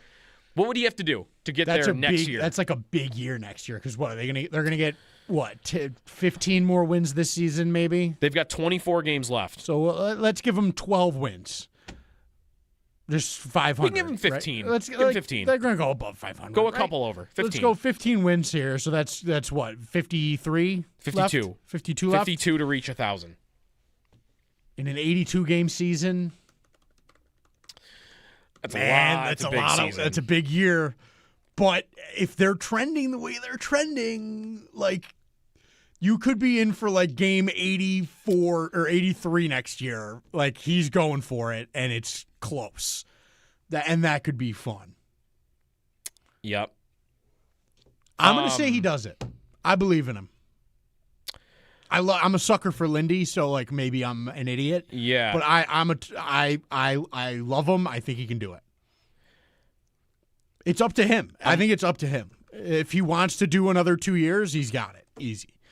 But if he's after this year, he's like, I'm like, let me pick a guy to be my successor here, and I'll hang out and watch the games with my cigar and my whiskey up in the box. I was looking very quickly. The Sabres have only reached 52 wins twice in franchise history. It was 05-06 and 06-07. So Lindy has done it twice. He's done it. But it's only happened 2 times ever. The 74-75 team didn't reach 50 wins. Right. They only played 80 games. They got to 49. The 99 team didn't come close because they were a lower seed. He probably needs, you're right, he needs the third year. He needs another year, yeah. Like he needs next year and some of the year after. All right. I'm going to go. Lindy's I'm going to go 1,000-game chase. I love it. Hey, here's how you make next year a possibility. Go on a crazy run here. Yeah. Go win. You got 24 games left. Go win 18 of them. Yeah, right. And then you're 19 in of them. 47 wins, and it's like that's better. Now we're in the real world. We're talking. That's okay. This is a little side quest here. This is good. Little side quest for the rest of the season. You got to make the playoffs. That's goal number 1. Obviously. Goal number 2, get top 3 in the Atlantic. Mm-hmm. Goal number 3, get enough wins to give Lindy a look at 1,000 for next season. I feel like they got to get to like 17, 18 to make it feel real. Agreed. Maurice will get to 1,000, by the way. He's young enough. Yeah. And he needs 55 more. And Maurice is 59. He started coaching when he was like 24. Maurice might break the record. He needs 300 wins. He's 59 years old. Like, he's tracking towards breaking it before he turns 70. I love him. Maurice? Yeah. I like Maurice, too. Yeah, he's awesome. I hate the way the NHL works with the old guard, coaches just get recycled thing, but there are a few of them that are awesome. Yeah. Lindy's on that list for me. Maurice is on that list for me. Boudreaux was always one of those guys for me. Like, these guys just, they're real hockey guys. They live it.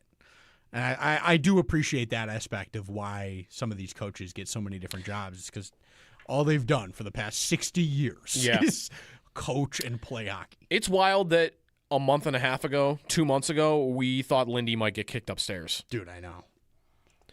And I don't even know that wasn't real. No. And that just the win streak thwarted some plans. That's possible. I think to that's me, definitely possible. Did Jarmo come in and think, Lindy's going to get a few games here. I'm going to start looking at other ideas, and then I'll make a decision. Right. And then Lindy just went on a run, and they won every game. And then Jarmo goes, I'm not doing anything now. Right. What am that'd be crazy talk. Mm-hmm. He's my coach. That's if that was real. But that had been out there a little bit, that maybe he would get kicked upstairs. 803-0550 is the phone number. The deadline, not 8 days away. I am more excited for this trade deadline than I have been for any in more than a decade. Mm-hmm. I feel like they're going to do something, and there are good, exciting names. And they don't even have to be the blockbuster names. Kadri's name coming up again, I saw for a lot of insiders yesterday. Like, that is going to happen. Kadri will get dealt out of Calgary. And that's a commitment financially, but I like the player a lot. He's awesome. He would be such a good Sabre. People would love him here. Add that into like your already Doan, Benson, gritty group up front, and you've got like a buzzsaw to go through on the forward group, and then the D are obviously awesome. Phone calls next. Shots of audio coming up at 9 o'clock. By the way, that'll be fun too. Stay tuned here on Jeremy and Joe. This is WGR.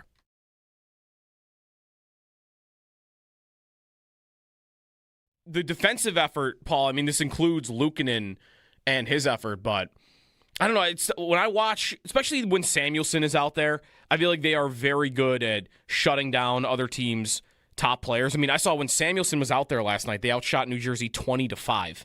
So maybe that's a more point about him specifically. But how'd you feel about that part of the game? And then Luukkonen too. I mean, I was wondering if he would get that first start or if Lyon would. And I mean, he looked healthy, he looked strong, and looked like a guy I think we'll see again in one of the next 2 games. Once I heard in the morning skate that he was the starter, and I thought about it, it made sense to me because Luukkonen beat New Jersey in New Jersey. If you recall, he went into that game 0-4-2 or 0-4-1 on the road. He hadn't won on the road yet. He had done very well at home, and that was his first road win, a 3-1 win. He played very well and actually started him on this streak he's on right now, which is 8-2-1. That was the first game of the streak. And then Lyon, if you recall, right before the break, walked into Florida and beat the Panthers. So right. it wouldn't surprise me at all because they were alternating before Luukkonen got hurt. So it wouldn't surprise me if Lindy Ruff goes back to the alternating goaltenders. And he probably thought, okay, I'll put Luukkonen against New Jersey and I'll put Lyon against Florida, since they both got wins there fairly recently. Yeah. Do you feel like we go right back to, there hasn't been a lot of times this year where all three goalies have been healthy, but when they are, Ellis kind of hangs out on the side and it's a Lyon Luukkonen rotation? Yeah, I think it's a Lyon Luukkonen. I would think Luukkonen then gets the game in Tampa where they had this going on before. It was Ellis that got the game in Tampa when Lyon played in Florida.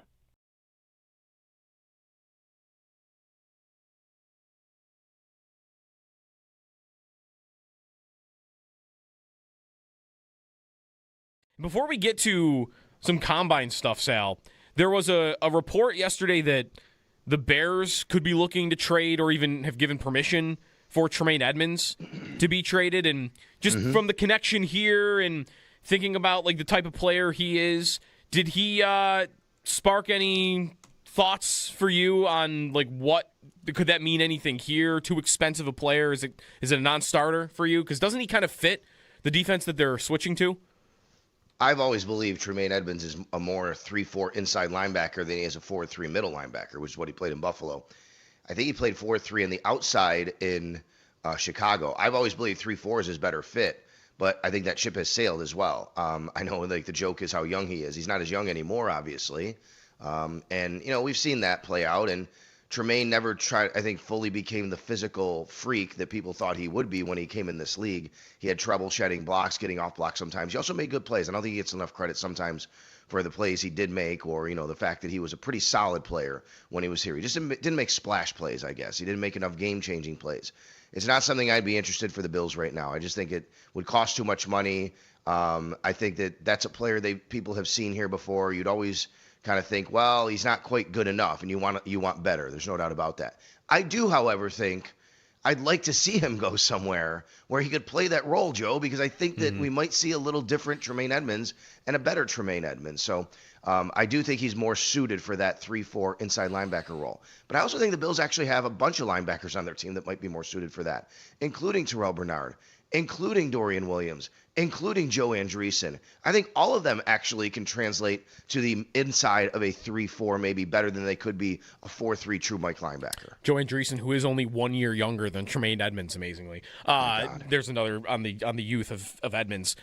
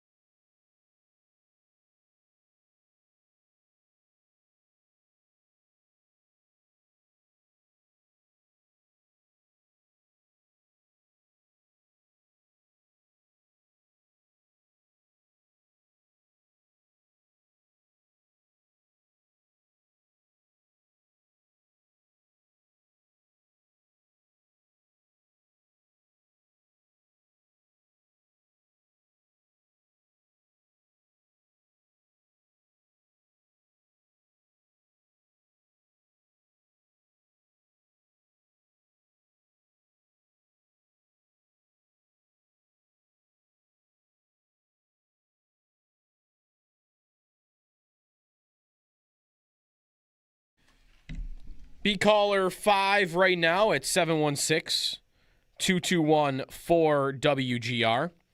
If you want to get a 4-pack of tickets, 1-day admission to the Western New York Sport and Travel Expo coming to the Fairgrounds in Hamburg on March 7th through the 9th. Book your dream hunt or get fishing, hunting gear, special show prices. For more info, visit WGR550.com. Just playing around with some more math in the break. How does Lindy get to 1,000? Need a run this year, and then you need a great season next year. And will they have a great season again next year? I guess we'll cross that bridge once this season is over. And they hopefully have broken the playoff drought. I mean, I think most people believe what they're doing is sustainable. They are a young enough team. They're a very young team still. They are still one of the youngest teams in hockey, I believe. And the only big changes you would be thinking about for next year would be whether Alex Tuch is back or not. And I don't want to tell you that wouldn't hurt if he isn't, because he's a great player and he has produced points this year for them. He is one of the best shorthanded goal scorers in the league over the last 2 years. And I don't really know how to feel about his odds of coming back. There was a rumor, maybe more so, in the last week that the Sabres might be offering something around $8.5 million. And I just don't think that is going to get it done. I just can't imagine when a player of the exact same caliber, points per game, age, everything, and Adrian Kempe signed for $10.6 million in LA a month ago, that he would take 8.5. Maybe there's a hometown discount, but a $2.1 million hometown discount, I just don't feel like you're in the ballpark with that one. And that could just be because they don't actually feel the need to bring him back. Like, we would do it for 8.5. If you want to take a big pay cut, all right, yeah, we'd do it. But otherwise, we're going to be prioritizing other things, and if you walk, then you walk. So that's a problem for after the season. I think we've reached a point where he's not a threat to be traded at the deadline. And that's the best part, because that means the team is good. And for now, he's a good player. 48 points in 57 games. Shorthanded time. He's a part of that number one penalty kill unit, which has them one of the top teams in hockey. That's important too. And, on the power play, very quickly, that we didn't mention earlier, the power play and the playoffs, it can be very important. Like, yes, the whistles get swallowed and you have fewer of them, but teams can win playoff series if their power play just gets hot. And, hey, I might have only had 10 opportunities in 6 games, but I scored on 5 of them, and you went 0 for 9. Right. What are my odds of winning if you go 0 for 10 and I go 5 for 9? Or you have a minute and a half long 5-on-3 in a winner-take-all game like Canada did, and you can't score. Right. And then you lose because you can't get won by a guy in a huge spot. Like, I mentioned it earlier. That can win or lose you series right there. Yeah. Shots of audio when we come back here on Jeremy and Joe on WGR.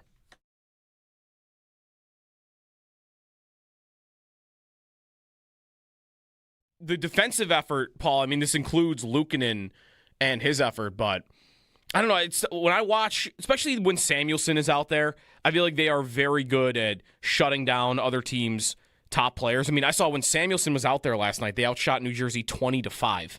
So maybe that's a point about him specifically, but how'd you feel about that part of the game? And then Luukkonen too. I mean, I was wondering if he would get that first start or if Lyon would, and I mean, he looked healthy, he looked strong, and looked like a guy I think we'll see again in one of the next 2 games. Once I heard in the morning skate that he was the starter, and I thought about it, it made sense to me, because Luukkonen beat New Jersey in New Jersey. If you recall, he went into that game 0-4-2 or 0-4-1 on the road. He hadn't won on the road yet. He had done very well at home, and that was his first road win, a 3-1 win. He played very well and actually started him on this streak he's on right now, which is 8-2-1. That was the first game of the streak. And then Lyon, if you recall, right before the break, walked into Florida and beat the Panthers. So right. It wouldn't surprise me at all, because they were alternating before Luukkonen got hurt. So it wouldn't surprise me if Lindy Ruff goes back to the alternating goaltenders. And he probably thought, okay, I'll put Luukkonen against New Jersey and I'll put Lyon against Florida. since they both got wins there fairly recently. Yeah. Do you feel like we go right back to there hasn't been a lot of times this year where all three goalies have been healthy, but when they are, Ellis kind of hangs out on the side and it's a Lyon Luukkonen rotation? Yeah, I think it's a Lyon Luukkonen. I would think Luukkonen then gets the game in Tampa where they had this going on before. It was Ellis that got the game in Tampa when Lyon played in Florida.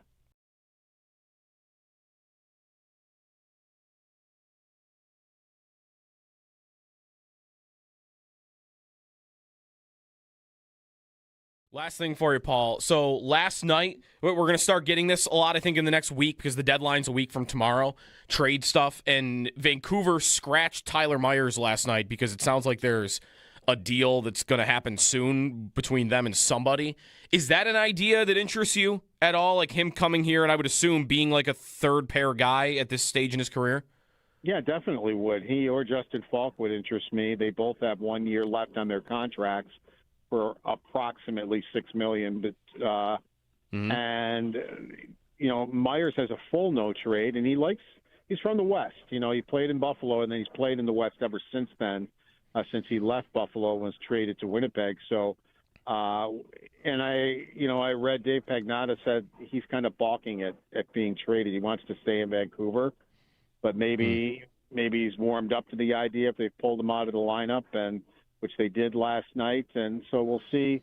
I definitely would be in on that because I'm looking for a defenseman if I'm Jarmo Kekalainen that can take some of the minutes away from the top four, not replace them, but from a third pair position, take more minutes than Kesselring or Metza or Bryson are getting. I think 23, 24, 25 minutes on a nightly basis for those four is way too much. I thought it started catching up to them before the break. And the schedule doesn't get any easier. So those two defensemen might be the only two that are, quote, available that I think could maybe come in and helps with some of those minutes and help alleviate that. That's the type of defenseman I'd be looking for.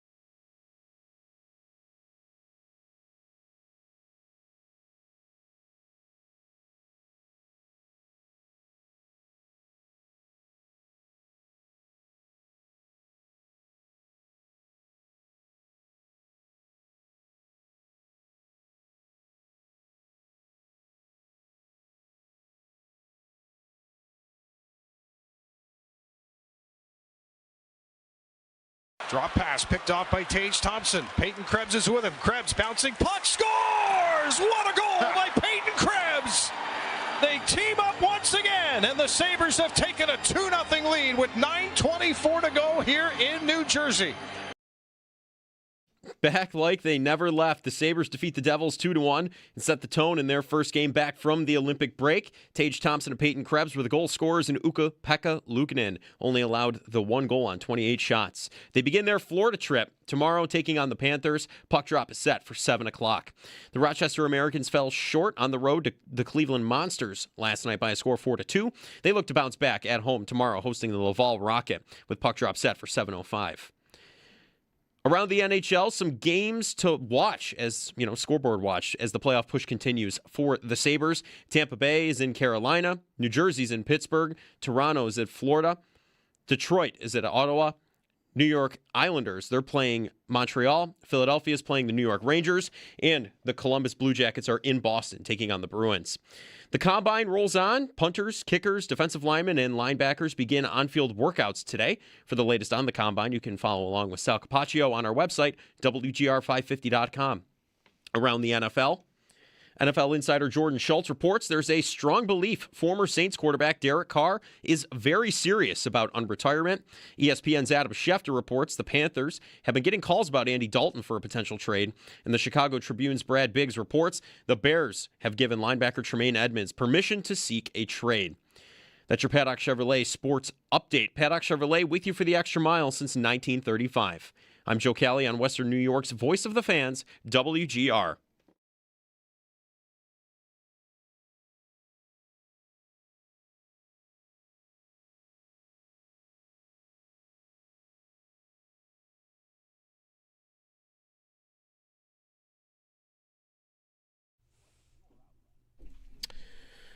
All right, good morning. Thursday morning, Combine continues, Sabres win. The sun is out? It's peaking. What am I looking at? There. It's a little stratus cloud action going on up top. I've seen grayer. Mm-hmm. I've seen a lot grayer. That's the standard we're at now. I've seen grayer. I see some It's blue February peeking in. 26th. My standard is low. I understand. If there's a bluish hue to the sky, yes, then I'm counting it. If the UV's 1, I'm toasting. Like, that's where we're at. Do we do UV in the winter? Yeah. Isn't it worse in the winter? I think they get rid of it on the reflects apps. it? That's okay. That's a good point. Very good point. I know it's worse for your eyes because when I was playing, eyes are a big deal for us goalies. That's that mind melter though. Like the sun's close. We're closer to the sun in the winter. Like it's the same thing. Like that'll melt your brain a little bit. I learned that as a kid playing pond hockey. Yeah. Was I a kid or maybe it was not a child? I might have been in college. Where one day I played pond hockey and we had been out. We played for 2.5 hours. Like we were out there all day, and it was sunny, but it was cold enough that we weren't worried about like the pond. And the next day, my face has never been redder in my life, and it must have been the middle of January. Yeah, and I had a sunburn like I've never had before in my life. Yeah, and it was straight reflection from the ice. Yeah, it's assuming it's coming back up ice at and you snow. too. It's no good. I don't see UV listed anywhere. That's interesting. It's normally a 0, like from the sky if it's a cloudy day. So I don't know. All right, shots of audio this week. There it is, 1.2. There we go. We're at a 1.2 today. Got a little bit of UV out there. All right, what do we got for shots of audio this week? So we've got a conglomerate, smorgasbord, if you will. We're going to start it off. We've been talking hockey all morning. The Combine, we'll get to that. But McDavid getting asked the tough questions following the loss for Team Canada. So here's that. We'll kick it off at that. A hard question, but Stanley Cup's found Gretzky and Crosby and those guys and gold medals, and you've put yourself in position, and it's not finding you. Did you think it would be this hard? That's a nice question. Thank you. He goes on to answer the question, but the initial, that's a nice question. That's a nice question. Yeah, that's tough. That immediately, I mean, that's a tough scene all around. I mean, do we feel bad for McDavid?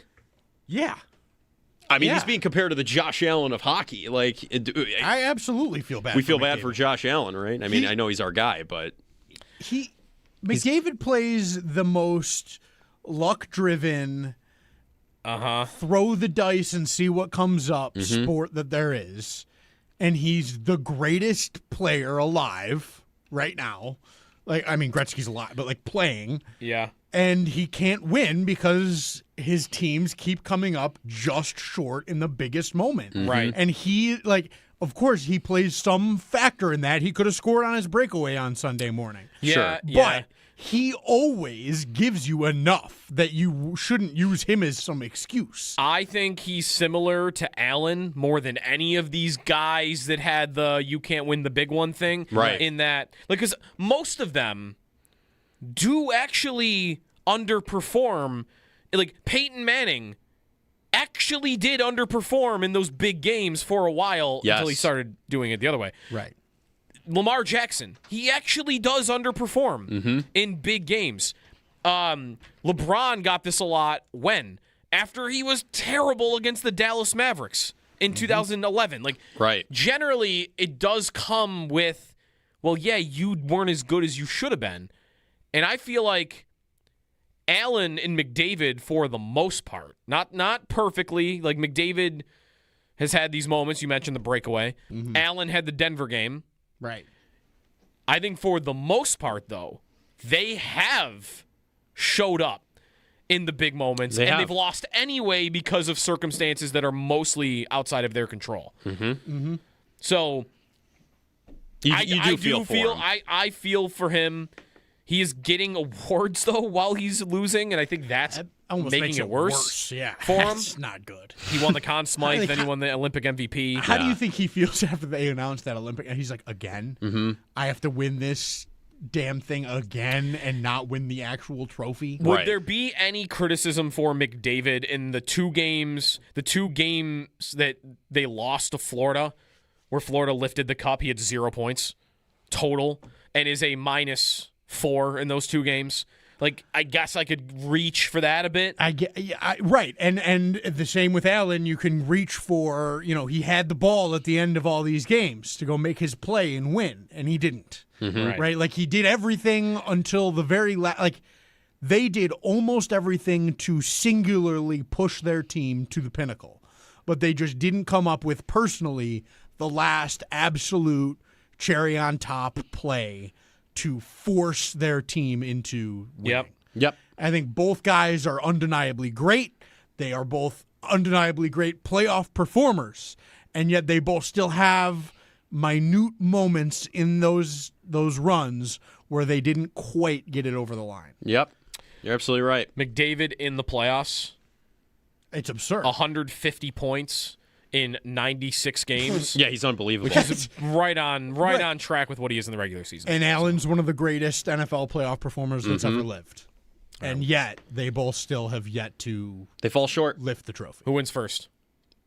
Allen, without question, wins first, I think. The teams, they're both not in great setups right now. No, they're building up. Both teams are kind of in weird, we got to figure this out here. We got a guy that needs to win, and we got to figure it out around him. I'm a favor McDavid. You think? They need a goalie. They need an I feel like it takes a lot more more work to get the hockey team there than it would for the Bills to get over the hump. I still believe that after 2 years, he only signed a 2-year extension. If they don't win, he will leave and he will go to Tampa and win the cup. Right. He will go to Tampa. I still think he's going to Tampa. I thought it was going to happen last year. It didn't, or this offseason. But he only signed a 2-year deal. I don't think he'll do that forever. Yeah, that's a good point. I think would do it forever.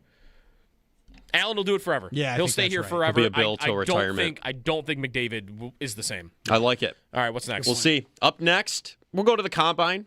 All the interviews happening this week. New Browns head coach Todd Monken talked about first. He got a new Jordan Nike outfit all dripped out. He bought it before the Ravens cut off his spending account on Nike, so he spruced himself up. He goes in then to a gift Shadur Sanders sent him just basically out of nowhere. In fact, for my birthday, I got this package. I thought it was for my wife. It's like this package, and opens it up. It's like this porcelain, horse head, and it's from Shadur. He sent me a gift on my birthday, and I asked him. I said, "What was the meaning?" He said, "Well, I just really liked it." He said, "I got myself one." I said, "Well, great." Porcelain horse head. I just liked it, so why don't I get one for my head coach? I just liked it. Porcelain horse head. What does that even look like is my question. What a normal thing. Yeah. What was he at, Hobby Lobby? Where was he? That's a good question. Where do you get a porcelain horse head? That's a store we don't know exists. No.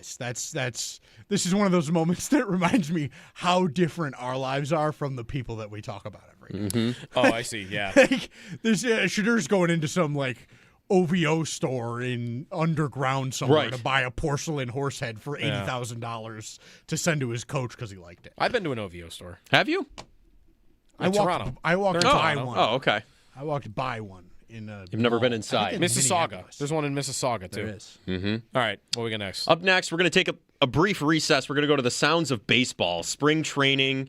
It's starting to get the feeling in the air, starting to come back, and nothing better. So here it is. Call the field is a ball. The catcher is challenging. Call the field is a strike. The batter is challenging. Call the field is a ball. The catcher is challenging. Call the field is a ball. The catcher is challenging. Call the field is a strike. The batter is challenging. They will challenge. Call the field is a ball. The catcher is challenging. The call is confirmed. Pittsburgh has one challenge remaining. The crowd gets the cheer. Are they? Do they have unlimited challenges? If they win, they keep going. Right. They've got, I don't know if it's also a 3-strike system or if they've got 2 or something. Yeah. But I know that they are, it's instead of taking a penalty like you do in the NHL, you lose the challenge. Mm-hmm. You have, I don't know if it's 2 or 3, but you've got a limited amount, and then if you lose it, then you're out. Yeah. Okay. It's a tough scene. I mean, it's just slowing everything down, and that's 5 consecutive at-bats, by the way, that I condensed into that. Right. So that's happening game time, how long it takes for them to review it. Yeah. The review is now sponsored, so every time they review something, they read the sponsor read. It's just, sponsored by T-Mobile or whatever, not to throw that out there, but this review is sponsored by blah, blah, blah. It just keeps happening. And it's just stop. Just stop. Yeah. You don't even need the ump anymore. Just do that and just have the officiating happen up top. What are we doing? Oh, that's so gonna ruin. funny. That's gonna ruin baseball. The review being sponsored is so good. Yeah. Come on. Mm-hmm. Oh.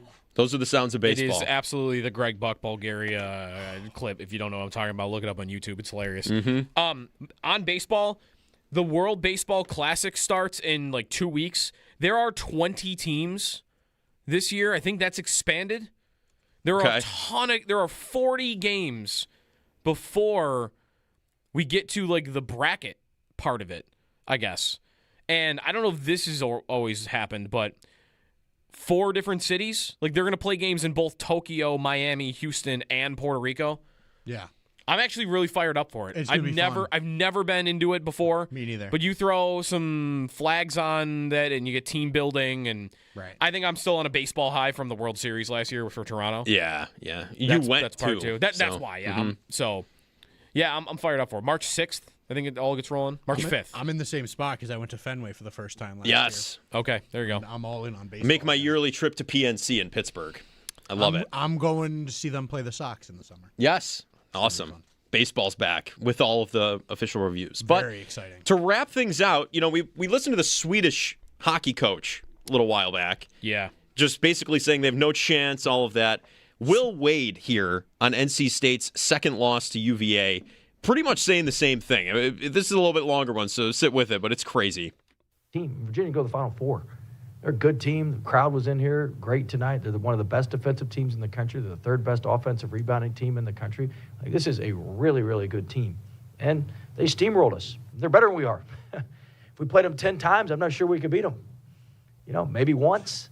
We get lucky on a neutral court, maybe once. But, they're just flat better than us. There's no we can sit here and pontificate about anything else we want, DeRitters, layups, and this and that, and they're flat better than us, and they're better coached. Odom's done a much better job than I have, and look, they're better than us from the bench to their team.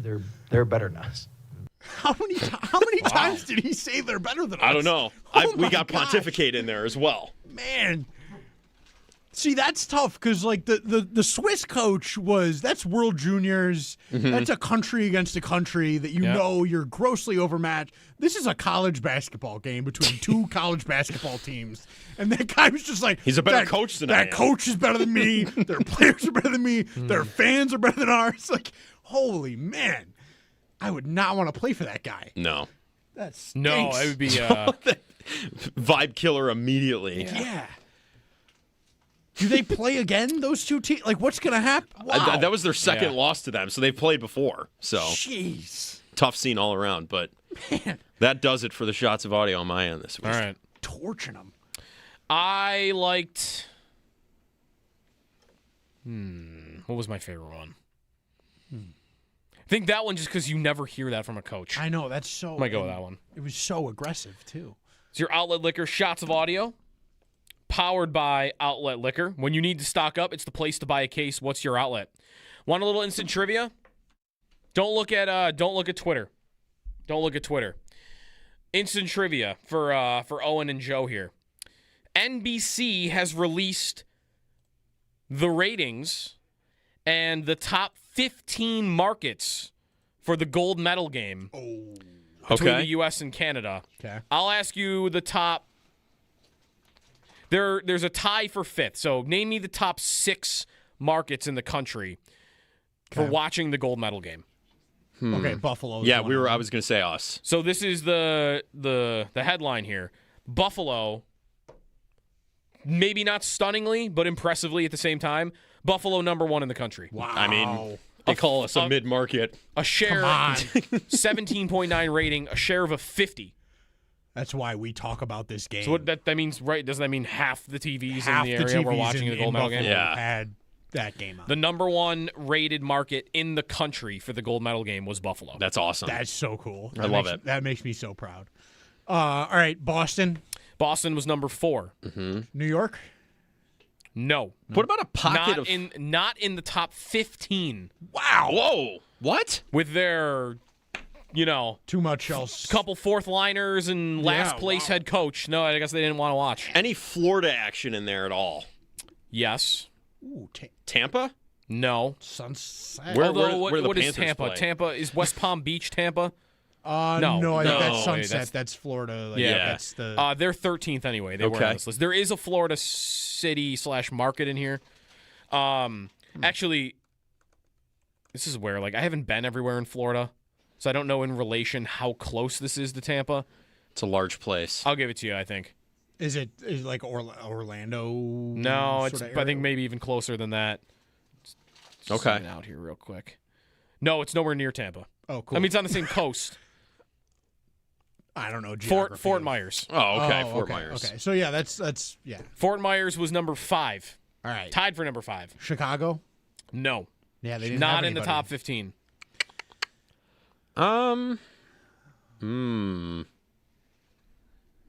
Couple of hockey hotbeds in here. Hockey hotbeds. All right, so we got Boston already. Minnesota? Yeah. Minneapolis is #3. 13.8 rating. I mean, Buffalo in this one other city way above everybody else. Oh, no, that's not true. Minneapolis, I don't know how the rating works versus the share. Minneapolis share was a 50, same as Buffalo. same. Oh, okay. But their rating was lower. Gotcha. Right. Maybe, I don't know. Pittsburgh? #2. Yeah, that's a good one. Pittsburgh. Although that was probably conflicting, right? Because, I guess Crosby didn't play, so maybe that was Crosby easier. didn't, so, yeah. That was easier for them. And they were cheering. They booed Crosby when Ryan Miller was there all that time ago, right? For a minute. And Before the game. Yeah. Yep. Yeah. They're loyal to the U.S. crest before Canada's. If you're a Pittsburgh fan, you haven't made the playoffs in 3 years, and you're probably thinking, will we ever have it happen again with Crosby and Malkin and Letang? And you're finally doing it. You're in second place, not by a lot, but you're in it. And then, bam, somebody will always lose a guy at the Olympics. Yep. Oh, yeah. Yep. But for you to be the team that loses a guy, and for it to be Crosby for a month, right? That's a dagger. That's bad. I mean, the Kings lose Kevin Fiala, but they're not in a spot, and he's good. He's really good. But he's not Crosby. That's a tough one. Because you might never see Crosby in the playoffs again. Right. Unless he's out of. Not for Pittsburgh. No. Right. Whoa. You're missing one more city. Philly? Nope.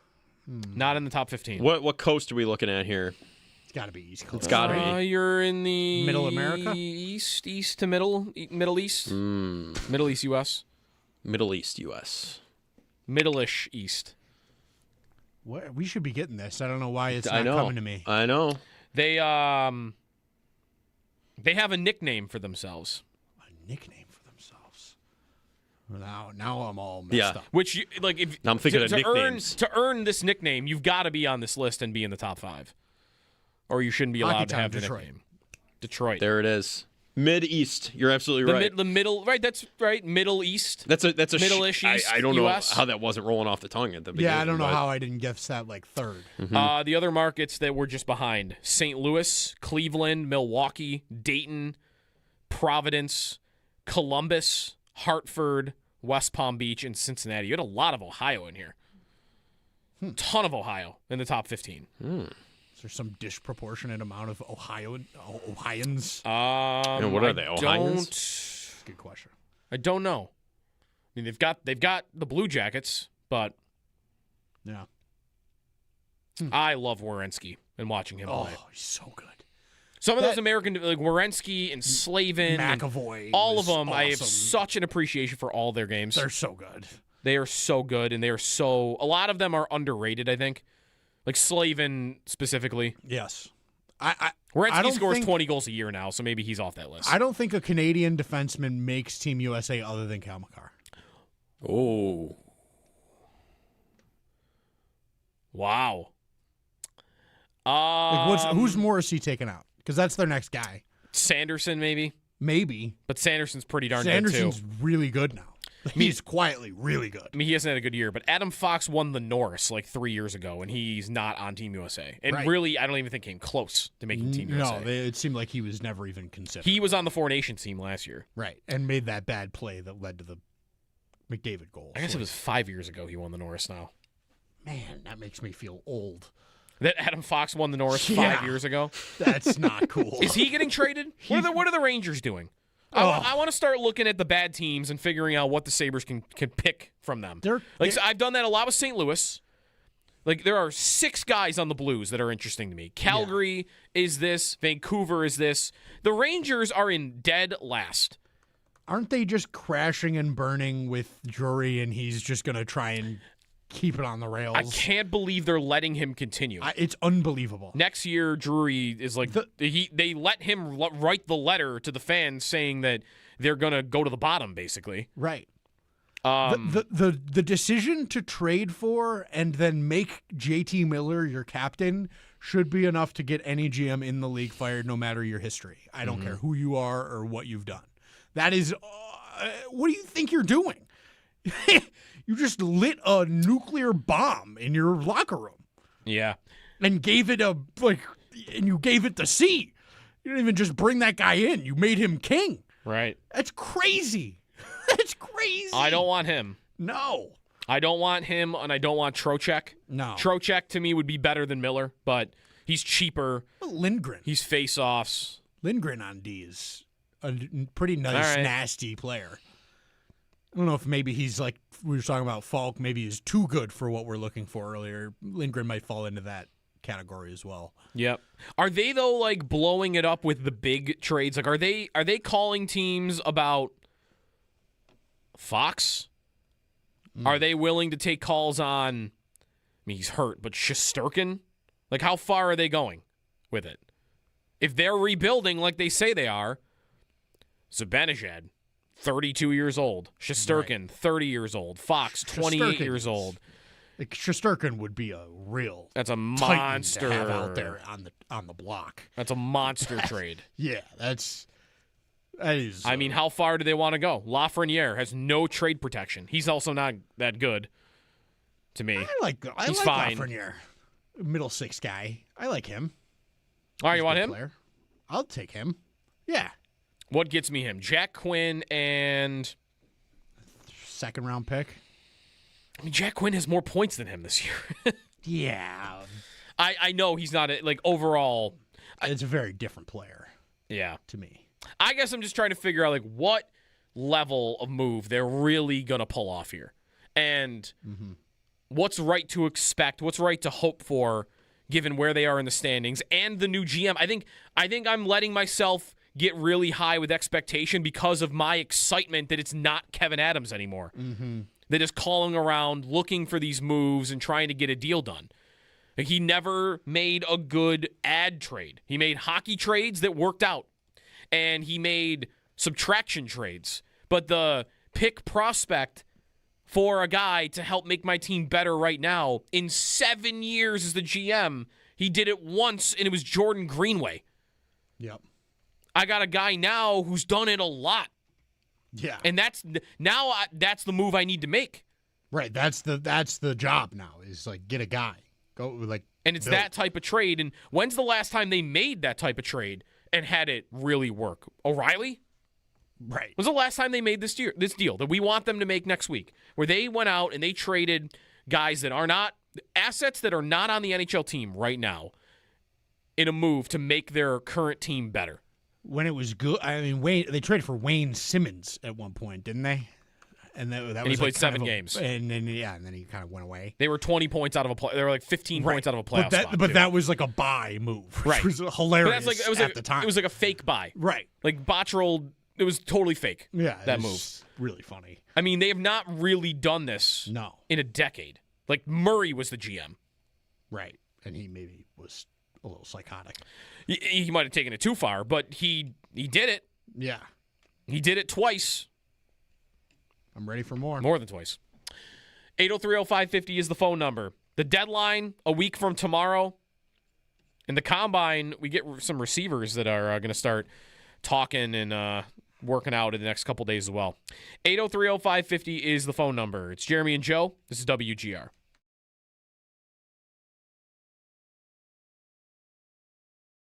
Before we get to some Combine stuff, Sal, there was a report yesterday that the Bears could be looking to trade or even have given permission for Tremaine Edmonds to be traded. And just from the connection here and thinking about like the type of player he is, did he spark any thoughts for you on like what could that mean anything here? Too expensive a player? Is it a non-starter for you? Because doesn't he kind of fit the defense that they're switching to?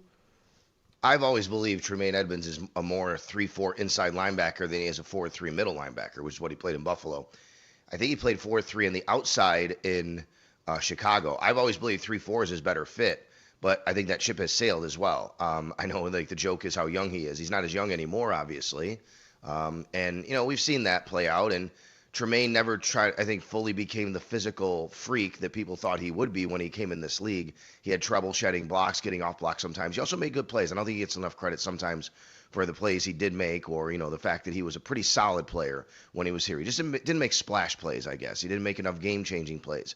It's not something I'd be interested for the Bills right now. I just think it would cost too much money. I think that's a player people have seen here before. You'd always kind of think, well, he's not quite good enough, and you want better. There's no doubt about that. I do, however, think I'd like to see him go somewhere where he could play that role, Joe, because I think that we might see a little different Tremaine Edmonds and a better Tremaine Edmonds. So I do think he's more suited for that 3-4 inside linebacker role. But I also think the Bills actually have a bunch of linebackers on their team that might be more suited for that, including Terrell Bernard, including Dorian Williams, including Joe Andreessen. I think all of them actually can translate to the inside of a 3-4, maybe better than they could be a 4-3 true Mike linebacker. Joe Andreessen, who is only 1 year younger than Tremaine Edmonds, amazingly. There's another on the youth of Edmonds.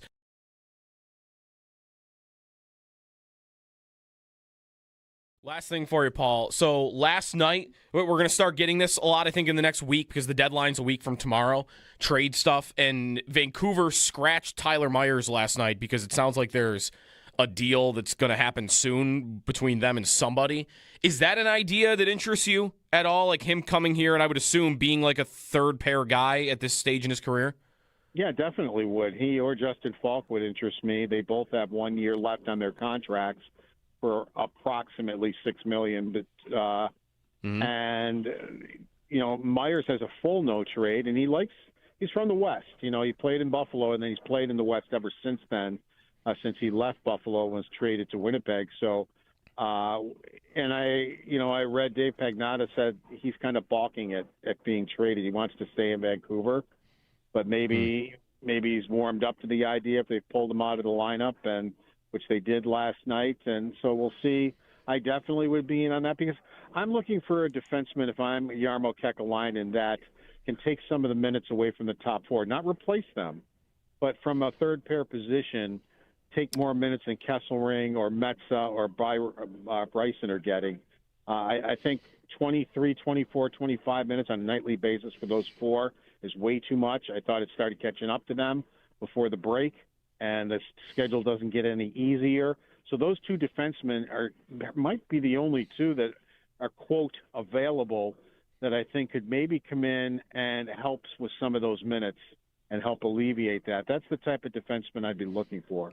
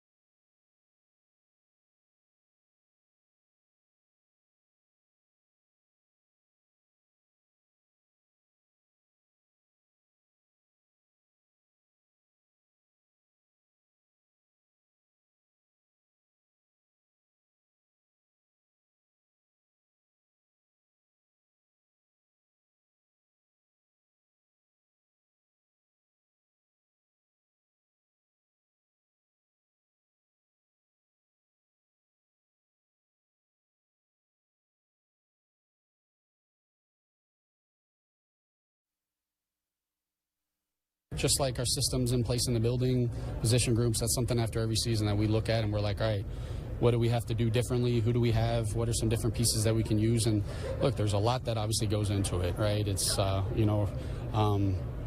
when your quarterback's making as much money as he is, it's hard to, you're going to have to build through the draft. And you're going to have to do a lot of those things, but we take a lot of pride of figuring out what we have in the rooms and making it work. And I had a lot of faith in the receiver group last year. And look, I didn't think they played to the point I'm getting a lot of the questions about, but I'm excited about the group that we have returning. And I know we're going to always look to find ways to improve in all the position groups, but I'm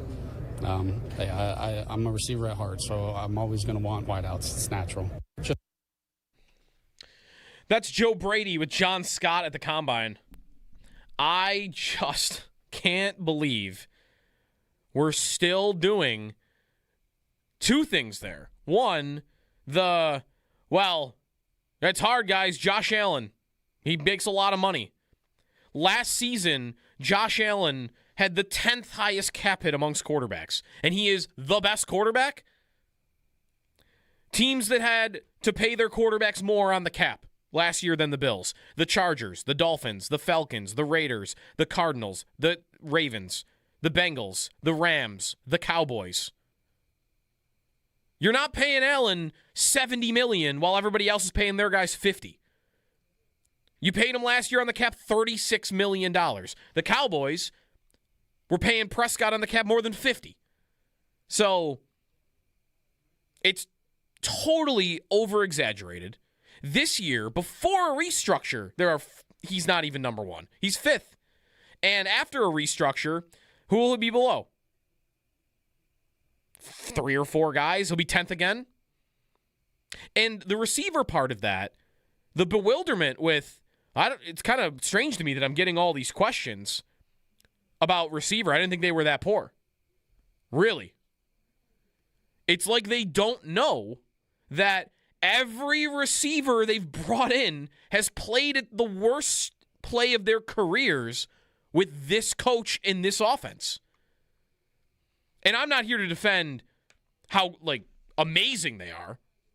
I don't. I think they have been cheap at the position, and they've been going for too many of these middle-of-the-road guys that you can't expect a lot from. But can I at least expect what they were?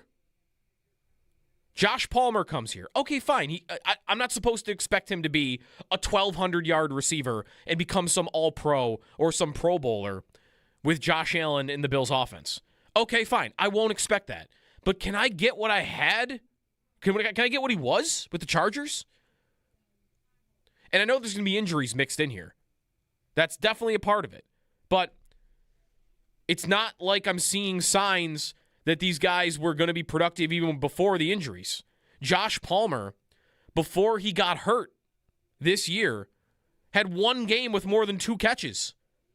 And one catch against Atlanta, again, this is where you were with the position. One big catch against Atlanta was like, okay, here we go. Not a game, not a 9-catch game. One single play was, okay, maybe we're onto something here. Because he hadn't caught more than 2 passes he caught 2 passes against New England. Wasn't hurt for that game. He had 2 catches against New Orleans, which they needed a big fourth quarter to win. He wasn't hurt for that game. 1 catch against Miami for 5 yards. Wasn't hurt there. That game was close late. 2 catches against the Jets. That game wasn't close. 5 against Baltimore. That was the one game he had. 5 against Baltimore. And then after he came back from injury, 2, 1, 1, 1, 1. And it's not just Palmer who had the worst season of his career. It was Elijah Moore. No injuries to be found there. He had the worst season of his career by a mile. The guy had 50 catches and 600 yards the year prior. He couldn't get to 100 in this offense. And that year prior was Cleveland. Right. Nightmare. Curtis Samuel. The 2 worst seasons of his career. Injury-riddled, sure. He had injuries in Carolina. He had injuries in Washington. That guy, if you followed his career, and if you play fantasy, you know this. That guy has been on the injury report as questionable. If you play fantasy on Sleeper, like I do, that guy, whenever I open Sleeper for 7 years, has had the red Q next to his name. And while he was dealing with injuries other places, what was he getting? 50 catches, 600 yards. What's he get here? 300 in 2 years combined? Coleman, total disaster.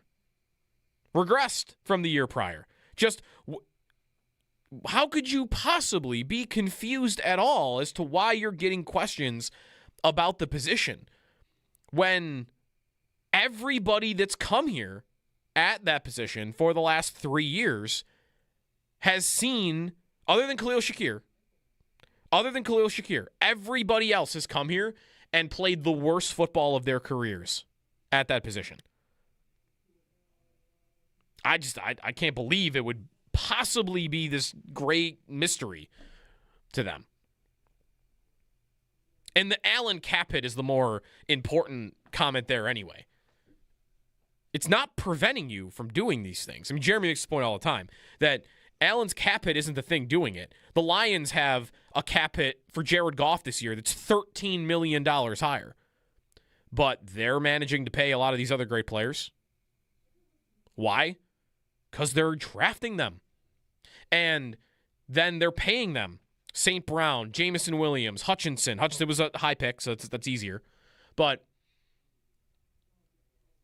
when you pay all of your guys that are only pretty good, middle-of-the-road money, you find yourself where you are. Well, I got no cap space left. And I don't have elite players.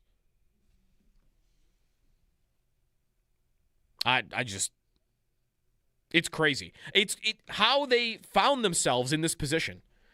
It's why it's still incredible to me that the coach went and not the general manager. When they find themselves in a place where the roster doesn't have elite players on it, other than your running back, and you are also in cap jail. How those two things could possibly be true is incredible. And it's drafting, and it's also having a lower standard for how good a player needs to be for you to commit to them. And I think their standard should be higher. I almost feel like sometimes their standard is as low as it is because then they could point to drafting and developing being successful. Okay, Terrell Bernard, success story. We made it to a second contract. Yeah, he's only pretty good. You should have done that. Taylor Rapp, he wasn't drafted. That's a bad one. Just there's too many of them. Greg Rousseau. Yeah, he's really good. He's pretty good. Pretty good to really good. $20 million a year? You get to say that was a success, I guess, but I don't know. Has he made a play in a playoff game yet? Just waiting for somebody. I've been, in the last couple days, going through some of the Hall of Fame stuff we were kind of kidding around with yesterday, how Allen has never thrown a pass to a Hall of Famer, and I don't know if he ever will. You know, Frank Gore makes the Hall of Fame, and then I guess he'll get off that list. Marino is the only quarterback ever that never threw a pass to a Hall of Fame player. The only Hall of Fame quarterback that never threw a pass to a Hall of Fame player. And I also looked up games played and even seasons played with Hall of Famers on your roster. And Marino is also last in that category. He played 12 teammate seasons from guys that made the Hall of Fame. It was a couple years of Jason Taylor at the end and a couple years of Zach Thomas at the end, and there was a lineman who had played like 5 or 6 years with Marino. So 12 Hall of Fame seasons with Marino. And how many does Allen have? 3 years with Vaughn. And am I done? If Frank Gore makes the Hall of Fame, that's one more. Like, I'm at 4. It's a high standard to have. I know. Canton is the standard that I'm laying out here. But every one of these all-time great quarterbacks has got somebody with them that is an all-time great. Because it shouldn't be that hard over 7 years when you get the job for this long to find a guy like that. You're going to have 50 draft picks, 70 draft picks, hundreds of free agent signings, hundreds and hundreds of moves. 1, 2, 3 guys of that caliber. Mahomes with Travis Kelce and Chris Jones, Brady with Gronk and Moss and Richard Seymour, if you want it. Roethlisberger with Troy Polamalu and Peyton Manning with Marvin Harrison and Dwight Freeney. You know, like, who's the quarterback that didn't have guys like that around them? Montana had 8 of them. Kelly didn't win a Super Bowl, but Kelly had 4 or 5. Everybody else on that level at quarterback historically, except for Dan Marino, has had all-time greats around them. And for the Bills, like, I guess, am I not giving James Cook enough credit? Like, is James Cook going to be a Hall of Famer someday? He's great. Don't get me wrong. He is great. But, I don't know. I wouldn't say he would be right now. Got a long, long, long ways to go. And it's a running back. He led the league in rushing this year. He led the league in touchdowns last year at the position. 3-time Pro Bowler, 2nd-team All-Pro. You know, like, maybe there is an argument that he has a shot at it. But Allen's low on this list. And I look at the roster. And for the roster, who do you look at? You look at the organization, you look at the management, and I don't know, the owner thinks they have a championship-level roster. He basically said it at the press conference. Okay. They need to get some elite talent. And ideally, it would be guys that you drafted so you could have them for more than 3 years. 803-0550 is the phone number. Giving away tickets now at 221 for WGR. Caller 5 right now will win a pair of tickets to the, there it is, Sport and Travel Expo, the Western New York Sport and Travel Expo, and you're going to get a 4-pack. It's coming to the Fairgrounds in Hamburg, March 7th through the 9th. So book it now, and more info you can visit at WGR550.com. Again, Caller 5 at 716-2214-WGR. We'll come back and wrap things up with Extendo Sports here on Jeremy and Joe. This is WGR.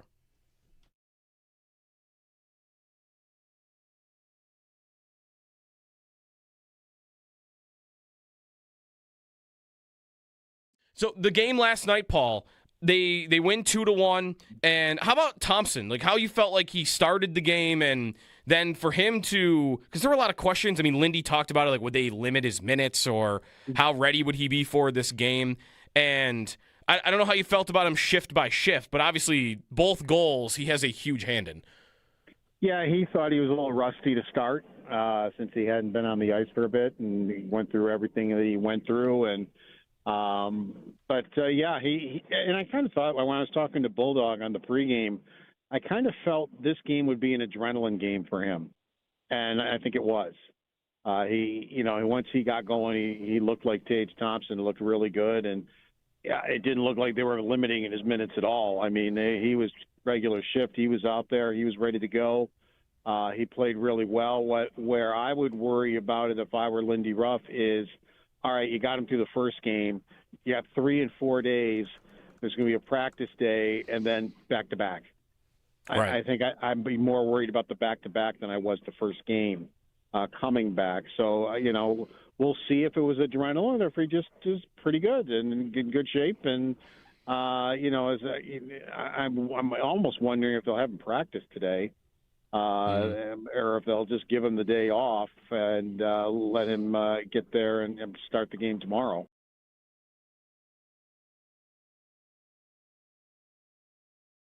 Before we get to some combine stuff, Sal, there was a report yesterday that the Bears could be looking to trade or even have given permission for Tremaine Edmonds to be traded. And just from the connection here and thinking about like the type of player he is, did he spark any thoughts for you on like what could that mean anything here? Too expensive a player? Is it a non-starter for you? Because doesn't he kind of fit the defense that they're switching to?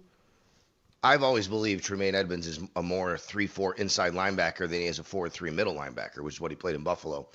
I think he played 4-3 on the outside in Chicago. I've always believed 3-4 is his better fit. But I think that ship has sailed as well. I know, like, the joke is how young he is. He's not as young anymore, obviously. We've seen that play out. And Tremaine never fully became the physical freak that people thought he would be when he came in this league. He had trouble shedding blocks, getting off blocks sometimes. He also made good plays. I don't think he gets enough credit sometimes for the plays he did make, or, the fact that he was a pretty solid player when he was here. He just didn't make splash plays, I guess. He didn't make enough game-changing plays. It's not something I'd be interested for the Bills right now. I just think it would cost too much money.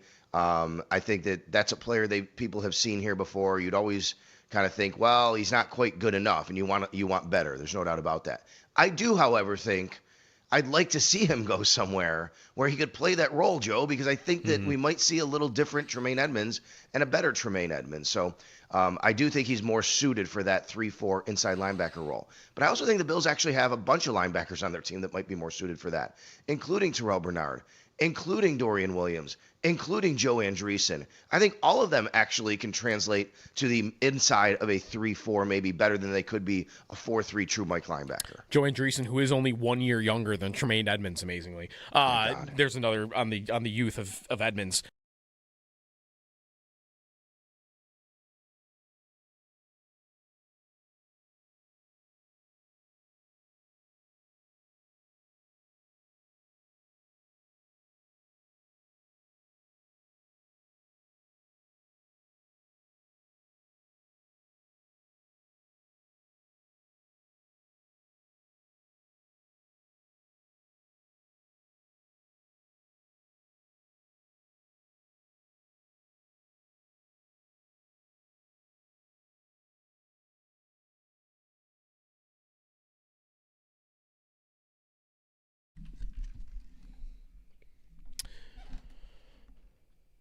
Talking about Fernando Mendoza right now on Get Up. Dan Orlovsky is wearing a USA hockey jersey with the number 08. What is that going to be? Is it 08 or are they just mirroring the cameras? No, I think it's 08. It's got to be a year, right? Is there an apostrophe? It's not mirroring O? the camera because USA isn't backwards. Right. Yeah, that's a good point. That is a good point. Is it? It's. My first thought is it's got to be a year that's referring to something. What did he wear? He wore number. Oof. He wore a bunch of numbers in the NFL. Yeah, when you're not that good, you get stuck with a lot of different stuff. Yeah, he wore number 8 in his final year with the Lions. Maybe, but why wouldn't it just be 8? I don't know. That makes no sense to me. The year, it's not the year he was born. No. Maybe it's like when the year one of his kids were born. Year maybe he or was something? drafted, maybe. No, because he was on the winless Lions in. Oh, got it. Thank goodness. I know what it is.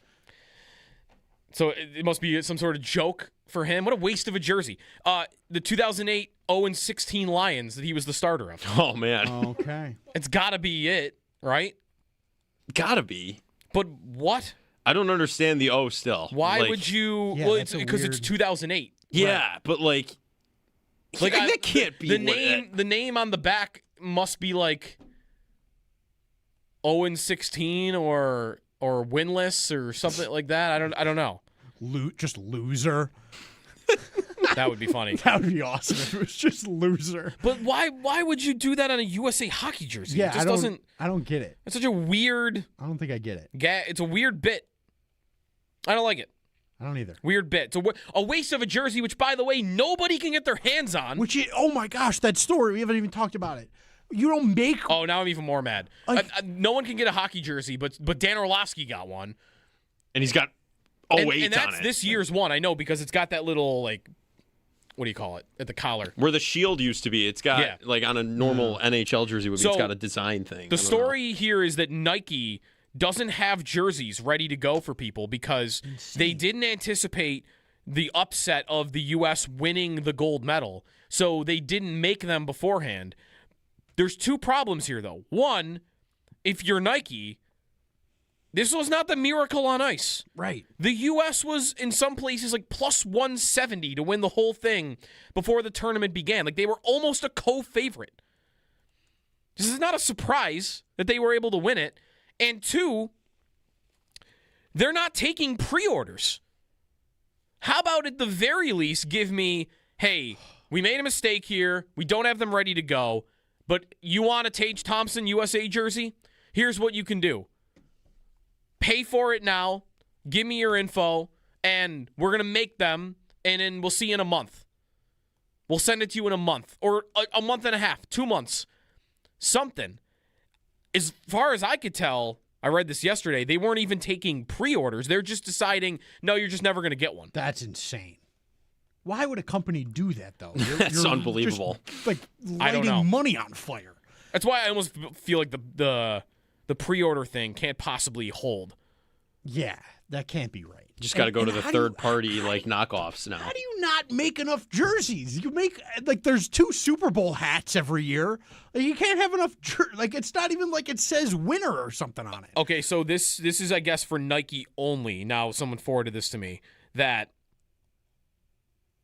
Nike is planning to have additional hockey jerseys available at Nike.com and through select partner channels in the coming days. Okay. So, but you might not be able to pre-order now, but maybe they're saying you will be able to order a jersey that you will be able to get eventually. Sweet. In 5 to 7 However, business I'm reading years. I'm reading at the Sports Business Journal that a potential winner for this could be rapid response merchandisers that have deals with pro players associations like the NHLPA, which will give those other companies access to the name, image, and likeness of U.S. Olympic hockey players. All right. And that maybe other companies that aren't Nike will be able to make them. They're just going to replicate the jersey? I guess. You're going to get knockoffs then? I don't know. I don't understand it fully. They already do that. That seems iffy. Yeah, but those are illegal ones. But right. Whatever.